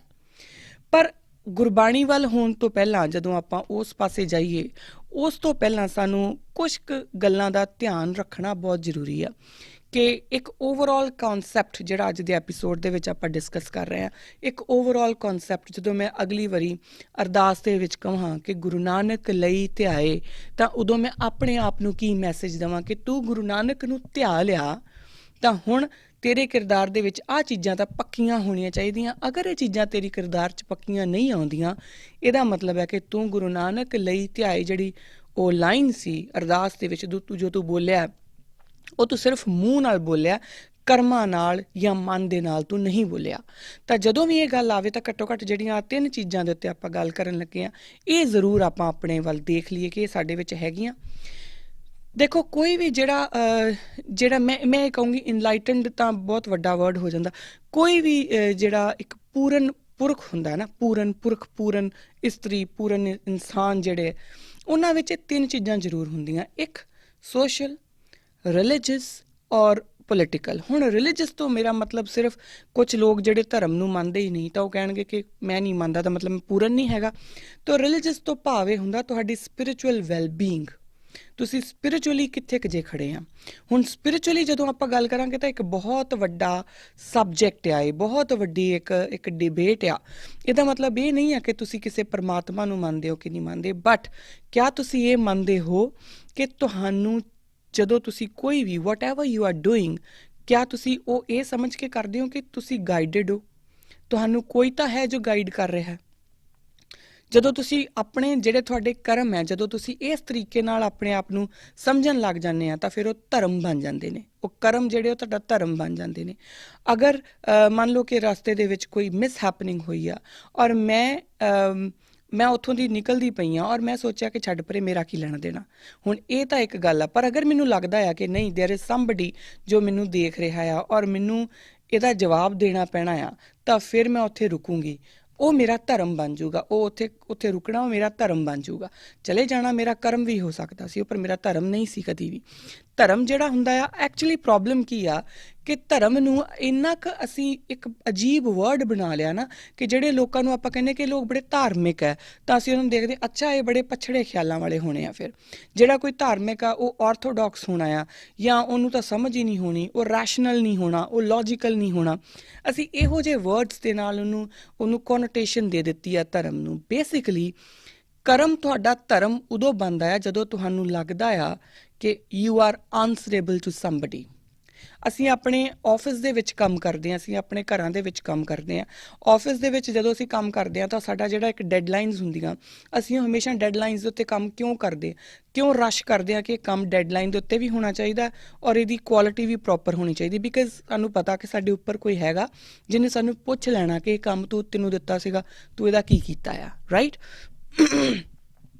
ਹੁਣ ਉਹ ਜਿਹੀ ਜਿਹੜੀ ਉਹ ਜਦੋਂ ਸਾਨੂੰ ਉਹੋ ਜਿਹਾ ਇੱਕ ਮੈਂ ਤਾਂ ਨਹੀਂ ਕਹੂੰਗੀ ਡੰਡਾ, ਬਟ ਇਹੋ ਜਿਹੀ ਜਦੋਂ ਸੁਪਰਵਿਜ਼ਨ ਫੀਲ ਹੁੰਦੀ ਆ ਨਾ, ਤਾਂ ਉਦੋਂ ਅਸੀਂ ਜ਼ਿਆਦਾ ਆਪਣੇ ਆਪ ਦੇ ਵਿੱਚ ਰਿਸਪੋਂਸੀਬਲ ਹੋ ਜਾਂਦੇ ਹਾਂ। ਇਸੇ ਤਰੀਕੇ ਨਾਲ ਮੈਂ ਅਗਰ ਆਪਣੀ ਰੋਜ਼ਮर्रा ਦੀ ਜ਼ਿੰਦਗੀ ਦੇ ਵਿੱਚ ਜੋ ਮੈਂ ਰੋਜ਼ ਕੰਮ ਕਰ ਰਹੀ ਹਾਂ, ਉਹਨਾਂ ਕੰਮਾਂ ਦੇ ਵਿੱਚ ਵੀ, ਚਾਹੇ ਉਹ ਮੈਂ ਖਾਣਾ ਬਣਾ ਰਹੀ ਹਾਂ, ਚਾਹੇ ਮੈਂ ਕਿਸੇ ਬਾਰੇ ਕੋਈ ਗੱਲ ਕਰ ਰਹੀ ਹਾਂ, ਚਾਹੇ ਮੈਂ ਕਿਸੇ ਦੇ ਚੰਗੇ ਬਾਰੇ ਗੱਲ ਕਰ ਰਹੀ ਹਾਂ, ਚਾਹੇ ਬੁਰੇ ਬਾਰੇ ਗੱਲ ਕਰ ਰਹੀ ਹਾਂ, ਪਰ ਅਗਰ ਮੈਂ ਗੱਲ ਕਰ ਰਹੀ ਹਾਂ ਔਰ ਮੈਨੂੰ ਇਹ ਲੱਗਦਾ ਆ ਕਿ ਮੇਰੇ ਨਾਲ ਕੋਈ ਗਾਈਡਿੰਗ ਫੋਰਸ ਹੈ, ਮੈਨੂੰ ਕੋਈ ਦੇਖ ਰਿਹਾ, ਮੈਂ ਗੁਰੂ ਨਾਨਕ ਪਾਤਸ਼ਾਹ ਨੂੰ ਜਵਾਬਦੇਹ ਹਾਂ ਆਪਣੇ ਕਰਮਾਂ ਦੇ ਲਈ। ਅਗਰ ਅੱਜ ਮੈਂ ਬੈਠੀ ਕਿਸੇ ਦੇ ਪਿੱਠ ਪਿੱਛੇ ਚੁਗਲੀਆਂ ਕਰ ਰਹੀ ਹਾਂ, ਜਾਂ ਮੈਂ ਸੋਚ ਰਹੀ ਹਾਂ ਕਿ ਫਲਾਣੇ ਬੰਦੇ ਦਾ ਕੰਮ ਤਾਂ ਨਾ ਹੀ ਬਣੇ, ਤਾਂ ਮੈਂ ਗੁਰੂ ਨਾਨਕ ਨੂੰ ਆਨਸਰੇਬਲ ਹਾਂ ਕਿ ਮੈਂ ਇਹ ਕਿਉਂ ਕੀਤਾ। ਜਦੋਂ ਮੇਰੇ ਅੰਦਰ ਇਹ ਗੱਲ ਆ ਜੂਗੀ ਤਾਂ ਫਿਰ ਮੇਰਾ ਧਰਮ ਬਣਨਾ ਸ਼ੁਰੂ ਹੋ ਜਾਊਗਾ, ਫਿਰ ਮੈਂ ਧਾਰਮਿਕ ਹੋਣੀ ਸ਼ੁਰੂ ਹੋ ਜਾਊਗੀ। ਧਾਰਮਿਕ ਇੱਕ ਬਹੁਤ ਵਧੀਆ ਬਹੁਤ ਬੜਾ ਰਿਸਪੌਂਸਿਬਿਲਿਟੀ ਵਾਲਾ ਵਰਡ ਸੀ ਜਿਹਨੂੰ ਅਸੀਂ ਐਵੇਂ ਰੋਲ ਦਿੱਤਾ। ਅਕਸਰ ਇੱਕ ਗੱਲ ਸਾਹਮਣੇ ਆ ਜਾਂਦੀ ਆ, ਇਹ ਮੈਂ ਪਹਿਲਾਂ ਵੀ ਕਰ ਚੁੱਕੀ ਹਾਂ, ਕਿ ਜਦੋਂ ਅਸੀਂ ਇੱਕ ਗੱਲ ਕਰਦੇ ਹਾਂ ਨਾ ਕਿ ਅਕਸਰ ਕਹਿ ਦਿੰਦੇ ਆ ਕਿ ਤੁਸੀਂ ਕੌਣ ਹੋ ਜੀ, ਮੈਂ ਦੇਖੋ ਪਹਿਲਾਂ ਮੈਂ ਇਨਸਾਨ ਹਾਂ, ਉਸ ਤੋਂ ਬਾਅਦ ਮੈਂ ਸਿੱਖ ਹਾਂ, ਉਸ ਤੋਂ ਬਾਅਦ ਮੈਂ ਮੁਸਲਮਾਨ ਹਾਂ, ਉਸ ਤੋਂ ਬਾਅਦ ਮੈਂ ਕ੍ਰਿਸਚਨ ਹਾਂ, ਉਸ ਤੋਂ ਬਾਅਦ ਮੈਂ ਕੁਛ ਹੋਰ ਆ।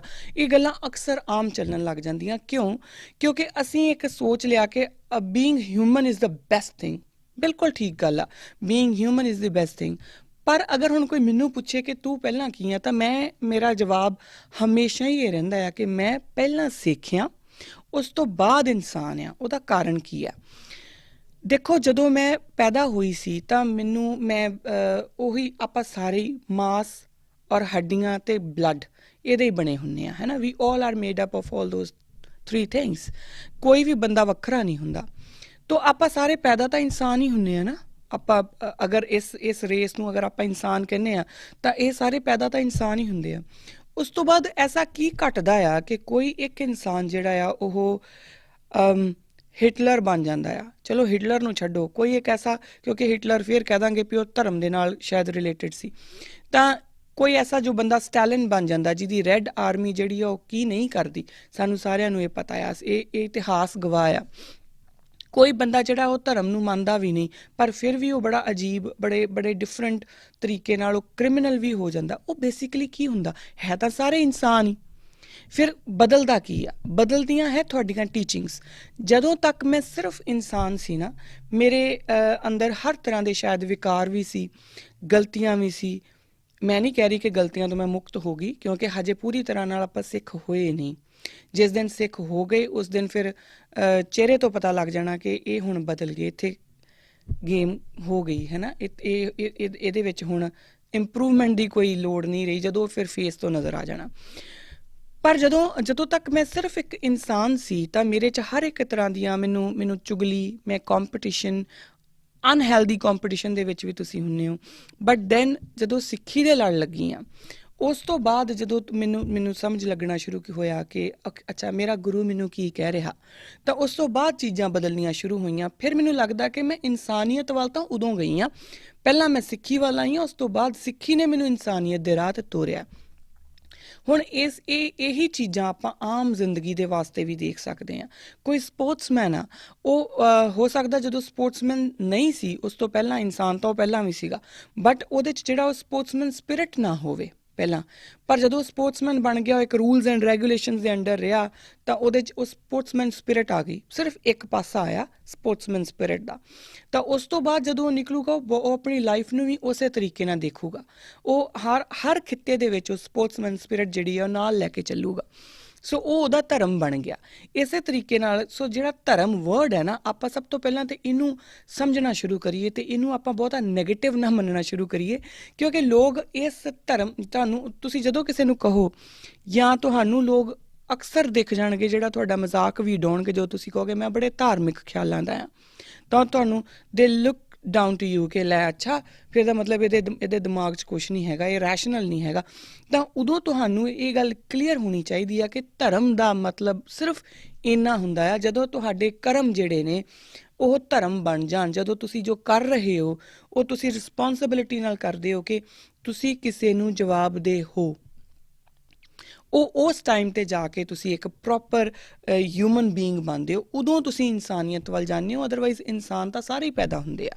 ਉਸ ਤੋਂ ਪਹਿਲਾਂ ਇਹ ਇੱਕ ਬੜੀ ਸਵੀਪਿੰਗ ਸਟੇਟਮੈਂਟ ਆ ਔਰ ਅਕਸਰ ਲੋਕ ਦਿੰਦੇ ਆ ਕਿ ਅਸੀਂ ਪਹਿਲਾਂ ਇਨਸਾਨ ਆ। ਤਾਂ ਫਿਰ ਇਨਸਾਨ ਦੀ ਡੈਫੀਨੇਸ਼ਨ ਕੀ ਆ? ਆਪਾਂ ਉੱਧਰ ਨੂੰ ਚੱਲੀਏ ਕਿ ਇਨਸਾਨ ਹੈ, ਇਨਸਾਨ ਦੀ ਡੈਫੀਨੇਸ਼ਨ ਕੀ ਆ, ਕਿ ਕਿਸ ਤਰ੍ਹਾਂ ਦਾ ਇਨਸਾਨ ਹੋਣਾ ਚਾਹੀਦਾ ਆ, ਹੈ ਨਾ। ਹੁਣ ਜਿਹੜਾ ਕਿਸ ਤਰ੍ਹਾਂ ਦਾ ਇਨਸਾਨ ਹੋਣਾ ਚਾਹੀਦਾ ਨਾ, ਜਦੋਂ ਆਪਾਂ ਉੱਧਰ ਜਾਵਾਂਗੇ ਤਾਂ ਫਿਰ ਸਾਨੂੰ ਗੁਰੂ ਨਾਨਕ ਚਾਹੀਦੇ ਹੋਣਗੇ, ਕਿਉਂਕਿ ਗੁਰੂ ਨਾਨਕ ਦੀਆਂ ਜਿਹੜੀਆਂ ਸਿੱਖਿਆਵਾਂ ਨੇ, ਜੇ ਤੁਸੀਂ ਉਹਨਾਂ ਨੂੰ ਇਹ ਮੰਨ ਕੇ ਆਪਾਂ ਚੱਲੀਏ ਕਿ ਗੁਰੂ ਨਾਨਕ ਦੀਆਂ ਜਿਹੜੀਆਂ ਉਹ ਤੁਹਾਨੂੰ ਰੈਵੋਲਿਊਸ਼ਨਰੀ ਆ ਜਾਂ ਉਹਨਾਂ ਦੀਆਂ ਜਿਹੜੀਆਂ ਟੀਚਿੰਗਸ ਆ ਉਹ ਸੋਸ਼ਲ ਜਾਂ ਕਲਚਰਲ ਜਾਂ ਰਿਲੀਜੀਅਸ ਪਰਸਪੈਕਟਿਵ ਤੋਂ ਬੜੀਆਂ ਡਿਫਰੈਂਟ ਆ। ਬੇਸਿਕਲੀ ਉਹ ਡਿਵਾਈਨ ਟੀਚਿੰਗਸ ਆ, ਤੁਹਾਨੂੰ ਉਹੀ ਸਿਖਾਉਂਦੀਆਂ ਜੋ ਤੁਸੀਂ ਇਨਸਾਨੀਅਤ ਦੇ ਵਿੱਚ ਸਿੱਖੋਗੇ। ਤਾਂ ਇਨਸਾਨੀਅਤ ਅਤੇ ਸਿੱਖੀ ਦੋ ਅਲੱਗ-ਅਲੱਗ ਚੀਜ਼ਾਂ ਨਹੀਂ ਆ। ਇਨਸਾਨੀਅਤ ਅਤੇ ਸਿੱਖੀ ਇੱਕ ਦੂਜੇ ਦਾ ਰੈਪਲੀਕਾ ਆ। ਹੁਣ ਬਹੁਤ ਲੋਕ ਇਹ ਮੇਰੇ ਨਾਲ ਇਸ ਗੱਲ ਦੇ ਉੱਤੇ ਆ ਜਾਂਦੇ ਆ ਕਿ ਫਿਰ ਤਾਂ ਸਾਰੇ ਧਰਮੀ ਜੀ ਕਹਿਣਗੇ ਕਿ ਅਸੀਂ ਸਾਰੇ ਹੀ ਇਨਸਾਨੀਅਤ ਦਾ ਰੈਪਲੀਕਾ ਆ। ਕਹਿ ਸਕਦੇ ਆ, ਉਹ ਫਰੀ ਆ ਇਹ ਗੱਲ ਕਹਿਣ ਨੂੰ, ਪਰ ਫਿਰ ਤੁਹਾਨੂੰ ਸਿਰਫ ਕਹਿਣ ਦੇ ਨਾਲ ਗੱਲ ਨਹੀਂ ਬਣਦੀ ਹੁੰਦੀ, ਫਿਰ ਸਾਨੂੰ ਪ੍ਰੂਵ ਕਰਨਾ ਪੈਂਦਾ ਹੁੰਦਾ ਆ ਕਿ ਕਿਆ ਵਾਕਈ ਹੀ ਸਾਰੇ ਇੱਕ ਜਿਹੜਾ ਇਨਸਾਨ ਕੋਲੋਂ ਜਿਹੜੀਆਂ ਚੀਜ਼ਾਂ ਦੀ ਜੋ ਐਕਸਪੈਕਟੇਸ਼ਨਸ ਹੋ ਸਕਦੀਆਂ ਸਮਾਜ ਨੂੰ, ਕਿਆ ਉਹ ਹਰ ਕੋਈ ਇੱਦਾਂ ਦੀਆਂ ਹੀ ਦਿੰਦਾ ਜਿੱਦਾਂ ਦੀ ਸਿੱਖੀ ਦਿੰਦੀ ਆ? ਅਗਰ ਹਾਂ ਤਾਂ ਠੀਕ ਆ, ਕਹੋ ਤੁਸੀਂ ਫਰੀ ਆ ਕਹਿਣ ਨੂੰ। ਅਗਰ ਨਹੀਂ ਤਾਂ ਫਿਰ ਮੰਨਣਾ ਪਊਗਾ ਕਿ ਸਿੱਖੀ ਅਤੇ ਇਨਸਾਨੀਅਤ ਇੱਕ ਦੂਜੇ ਦਾ ਹੀ ਜਿਹੜਾ ਸਿਨੋਨਿਮਸ ਨੇ, ਹੈ ਨਾ। ਫਿਰ ਆਪਾਂ ਇਹ ਨਾ ਕਿਹਾ ਕਰੀਏ ਜਿਹੜਾ ਸਿੱਖ ਹੈ ਉਹ ਆਪਣੇ ਆਪ ਹੀ ਇਨਸਾਨ ਹੈ। ਉਹ ਇਨਸਾਨ ਹੀ ਉਦੋਂ ਬਣਦਾ ਜਦੋਂ ਤੁਸੀਂ ਸਿੱਖ ਬਣ ਜਾਂਦੇ ਹੋ। ਇਹ ਮੇਰੀ ਆਪਣੀ ਜਿਹੜੀ ਥਾਟ ਪ੍ਰੋਸੈਸ ਹੈਗਾ, ਇਹ ਮੇਰੀ ਆਪਣੀ ਆਈਡੀਆ, ਮੇਰਾ ਵਿਊ ਆ। ਹੋ ਸਕਦਾ ਮੇਰੇ ਨਾਲ ਕੋਈ ਨਾ ਵੀ ਕਰਦਾ ਹੋਵੇ agree, but that is okay, ਕਿਉਂਕਿ ਉਹ ਤੁਹਾਡੇ ਆਪਣੇ ਵਿਊਜ਼ ਆ।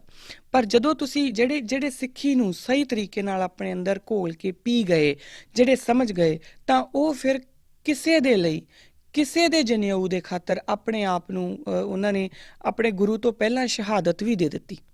ਜਿਹੜੇ ਸਿੱਖੀ ਨੂੰ ਸਮਝ ਗਏ, ਉਹ ਨਹੀਂ ਤਾਂ ਉਹਨਾਂ ਨੂੰ ਕੀ ਸੀਗਾ ਕਿ ਜਨੇਊ ਕਿਸੇ ਦੇ ਲੱਥ ਰਹੇ ਆ। ਉਹ ਆਪਣੇ ਗੁਰੂ ਨੂੰ ਸਗੋਂ, ਜੇ ਅੱਜ ਕੱਲ੍ਹ ਦੇ ਸਿੱਖ ਹੁੰਦੇ ਨਾ, ਤਾਂ ਆਪਣੇ ਗੁਰੂ ਨੂੰ ਸਮਝਾਉਂਦੇ ਕਿ ਲੈ ਤੁਸੀਂ ਕਿੱਧਰ ਚੱਲੇ ਆ, ਇਹ ਤਾਂ ਸਾਡੇ ਦੁਸ਼ਮਣ, ਛੱਡੋ ਪਰ ਇਹਨਾਂ ਨੂੰ ਮਰਨ ਦਿਓ। ਪਰ ਨਹੀਂ, ਉਹਨਾਂ ਨੂੰ ਸਿਰਫ ਆਪਣੇ ਗੁਰੂ ਔਰ ਉਹਨਾਂ ਦੇ ਵਿੱਚ ਸਿੱਖੀ ਸੀਗੀ ਔਰ ਉਹਨਾਂ ਨੂੰ ਹਿਊਮਨ ਰਾਈਟਸ ਦਾ ਪਤਾ ਸੀਗਾ। ਤਾਂ ਉਸ ਤੋਂ ਵੱਧ ਹਿਊਮਨ ਰਾਈਟਸ ਦੀ ਗੱਲ ਹੋਰ ਕੌਣ ਕਰੂਗਾ?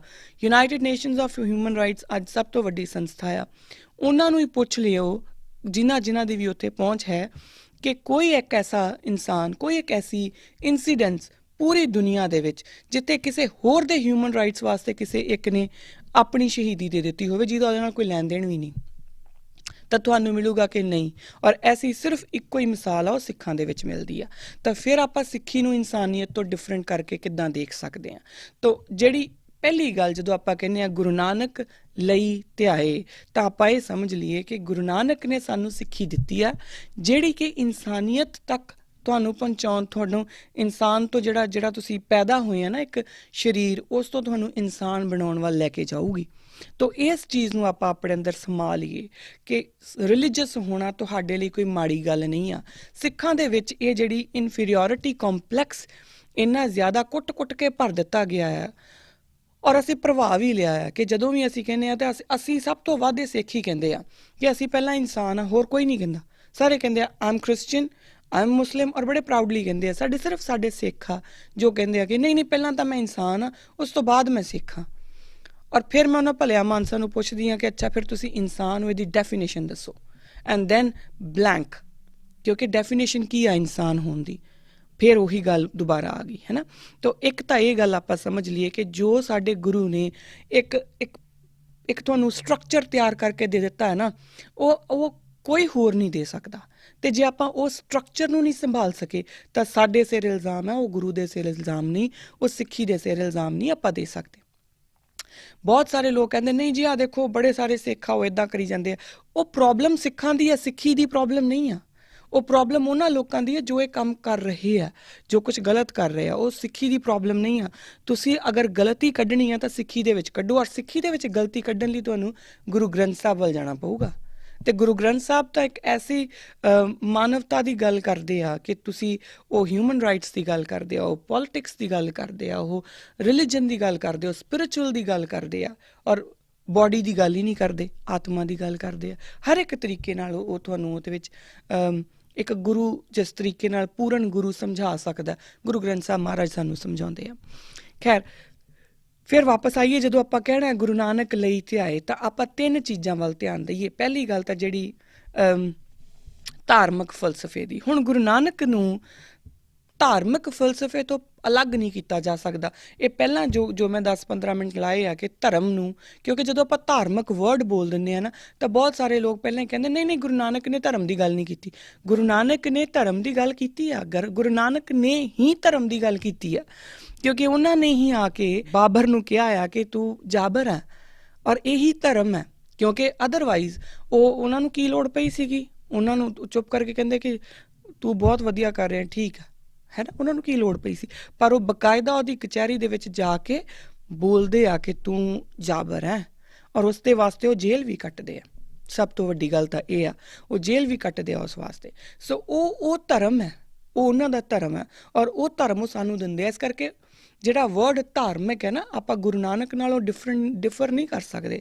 ਆਪਾਂ ਇਹ ਨਹੀਂ ਕਹਿ ਸਕਦੇ ਕਿ ਨਹੀਂ ਗੁਰੂ ਨਾਨਕ ਨੇ ਬਹੁਤ ਸਾਰੇ ਲੋਕਾਂ ਨੂੰ ਨਹੀਂ, ਉਹਨਾਂ ਨੇ ਤਾਂ ਸਾਂਝੀਵਾਲਤਾ ਦਾ ਸੰਦੇਸ਼ ਦਿੱਤਾ, ਬਿਲਕੁਲ ਦਿੱਤਾ, ਪਰ ਉਹਨਾਂ ਨੇ ਇੱਕ ਆਪਣਾ ਪੰਥ ਐਸਾ ਤੁਹਾਨੂੰ ਦਿੱਤਾ ਜਿਹਦੇ ਉੱਤੇ ਚੱਲ ਕੇ ਤੁਸੀਂ ਸਾਂਝੀਵਾਲਤਾ ਦਾ ਸੰਦੇਸ਼ ਦੇ ਸਕਦੇ ਆ। ਹੋਰ ਕਿਸੇ ਵੀ ਤਰੀਕੇ ਨਾਲ ਤੁਸੀਂ ਸਾਂਝੀਵਾਲਤਾ ਦੀ ਗੱਲ ਨਹੀਂ ਕਰ ਸਕਦੇ, ਕਿਉਂਕਿ ਕਿਤੇ ਤੁਸੀਂ ਕਾਫਰ ਹੋ ਜਾਂਦੇ ਆ ਅਗਰ ਤੁਸੀਂ ਇੱਕ ਪਰਟੀਕੂਲਰ ਰਿਲੀਜਨ ਨੂੰ ਨਹੀਂ ਮੰਨਦੇ, ਜਾਂ ਤੁਸੀਂ ਇਨਫਿਡਲ ਹੋ ਜਾਂਦੇ ਆ, ਜਾਂ ਤੁਸੀਂ ਕੁਝ ਵੀ ਮਲੇਸ਼ ਹੋ ਜਾਂਦੇ ਆ। ਇਹੋ ਜਿਹੇ ਵਰਡਸ ਆ ਜਾਂਦੇ ਆ ਸਿੱਖਾਂ ਦੇ ਵਿੱਚ। ਜਿਹੜਾ ਹੈ ਜਾਂ ਤਾਂ ਤੁਸੀਂ ਧਰਮੀ ਹੋ ਅਤੇ ਜਾਂ ਤੁਸੀਂ ਅਧਰਮੀ ਹੋ, ਜਾਂ ਤਾਂ ਤੁਸੀਂ ਧਰਮ ਕਰਦੇ ਧਰਮ ਦੇ ਵਿੱਚ ਹੋ ਜਾਂ ਤੁਸੀਂ ਧਰਮ ਦੇ ਵਿੱਚ ਨਹੀਂ ਹੋ। ਔਰ ਉਹਦਾ ਮਤਲਬ ਸਿਰਫ ਇੰਨਾ ਕੀ ਹੈ ਕਿ ਕਿਆ ਤੁਸੀਂ ਗੁਰੂ ਨਾਨਕ ਦੇ ਜਿਹੜੇ ਪੱਗ ਚਿੰਨ੍ਹ ਨੇ ਉਹਨਾਂ ਉੱਤੇ ਚੱਲਦੇ ਹੋ, ਦੈਟ ਇਜ਼ ਇਟ। ਅਗਲੀ ਗੱਲ, ਗੁਰੂ ਨਾਨਕ ਨੂੰ ਅਸੀਂ ਗ੍ਰਸਤ ਵਜੋਂ ਵੀ ਜਾਣਦੇ ਹਾਂ ਕਿ ਗੁਰੂ ਨਾਨਕ ਗ੍ਰਸਤ ਵੀ ਸੀ। ਗ੍ਰਸਤੀ ਹੋਣ ਦੇ ਨਾਲ ਨਾਲ ਉਹਨਾਂ ਨੇ ਕਿਰਤ ਕਮਾਈ ਵੀ ਕੀਤੀ ਹੈ, ਤਾਂ ਉਹ ਇੱਕ ਸੋਸ਼ਲ ਸਟਰਕਚਰ ਦੇ ਵਿੱਚ ਵੀ ਨੇ। ਹੁਣ ਗੁਰੂ ਨਾਨਕ ਨੂੰ ਜਦੋਂ ਆਪਾਂ ਸਮਝਾਂਗੇ ਤਾਂ ਸਾਨੂੰ ਇਹ ਸਮਝਣਾ ਪਊਗਾ ਕਿ ਤੁਸੀਂ ਗੁਰੂ ਨਾਨਕ ਲਈ ਧਿਆਏ। ਜਦੋਂ ਗੁਰੂ ਨਾਨਕ ਨੂੰ ਧਿਆਓਗੇ ਤਾਂ ਤੁਸੀਂ ਇਹ ਸਮਝੋਗੇ ਕਿ ਮੈਂ ਇੱਕ ਸੋਸ਼ਲ ਬੀਇੰਗ ਹਾਂ, ਮੇਰੀ ਇਸ ਸੁਸਾਇਟੀ ਵਾਸਤੇ ਕੁਝ ਰਿਸਪੌਂਸਿਬਿਲਿਟੀਜ਼ ਹੈਗੀਆਂ ਆ। ਤਾਂ ਉਹ ਫਿਰ ਸਾਨੂੰ ਗੁਰੂ ਨਾਨਕ ਕੋਲ ਪੁੱਛਣੀਆਂ ਪੈਣਗੀਆਂ ਕਿ ਰਿਸਪੌਂਸਿਬਿਲਿਟੀਜ਼ ਕੀ ਆ।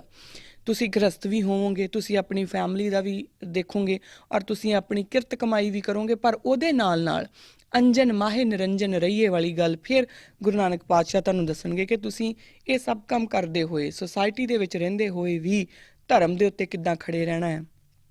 ਔਰ ਉਹ ਸਭ ਦੇ ਨਾਲ ਨਾਲ ਤੁਸੀਂ ਇਸ ਆਤਮਾ ਤੇ ਉਸ ਪਰਮਾਤਮਾ ਦੀ ਜਿਹੜੀ ਨਿਰੰਤਰਤਾ ਹੈ ਉਹ ਕਿੱਦਾਂ ਸਥਾਪਿਤ ਕਰਨੀ ਆ, ਉਹ ਕਿਸ ਤਰੀਕੇ ਦੇ ਨਾਲ ਉਹਨੂੰ ਜਾਗਦੀ ਰੱਖਣਾ ਆ। ਸੋ ਰਹਿਣਾ ਵੀ ਇਸੇ ਦੁਨੀਆ ਦੇ ਵਿੱਚ ਹੈ, ਇਸ ਦੁਨੀਆ ਦੀ ਸੁਸਾਇਟੀ ਦੇ ਜਿਹੜੇ ਸਟਰਕਚਰਸ ਆ ਉਹਨਾਂ ਨੂੰ ਮੰਨਣਾ ਵੀ ਹੈ। ਗੁਰੂ ਨਾਨਕ ਸਾਨੂੰ ਇਹੀ ਸਿਖਾਉਂਦੇ ਆ ਔਰ ਸਾਨੂੰ ਧਰਮ ਦੇ ਵਿੱਚ ਚੱਲ ਕੇ ਕੰਮ ਕਰਨੇ ਆ ਔਰ ਉਸ ਦੇ ਨਾਲ ਸਾਨੂੰ ਸਪਿਰਿਚੁਅਲੀ ਸਾਨੂੰ ਉਸ ਪਰਮਾਤਮਾ ਦੇ ਨਾਲ ਉਹਦੀ ਹੋਂਦ ਦੇ ਉੱਤੇ ਉਹਦੇ ਨਾਲ ਮਿਲਣ ਦੀ ਜਿਹੜੀ ਇੱਕ ਆਪਣੀ ਇੱਕ ਸਫ਼ਰ ਹੈ ਉਹਨੂੰ ਹਮੇਸ਼ਾ ਕੰਟੀਨਿਊਅਸ ਰੱਖਣਾ ਪਊਗਾ। ਉਸ ਸਫ਼ਰ ਵੱਲ ਸਾਨੂੰ ਚੱਲਦੇ ਰਹਿਣਾ ਪਊਗਾ। ਇਹ ਸਾਨੂੰ ਗੁਰੂ ਨਾਨਕ ਦੱਸਦੇ ਨੇ।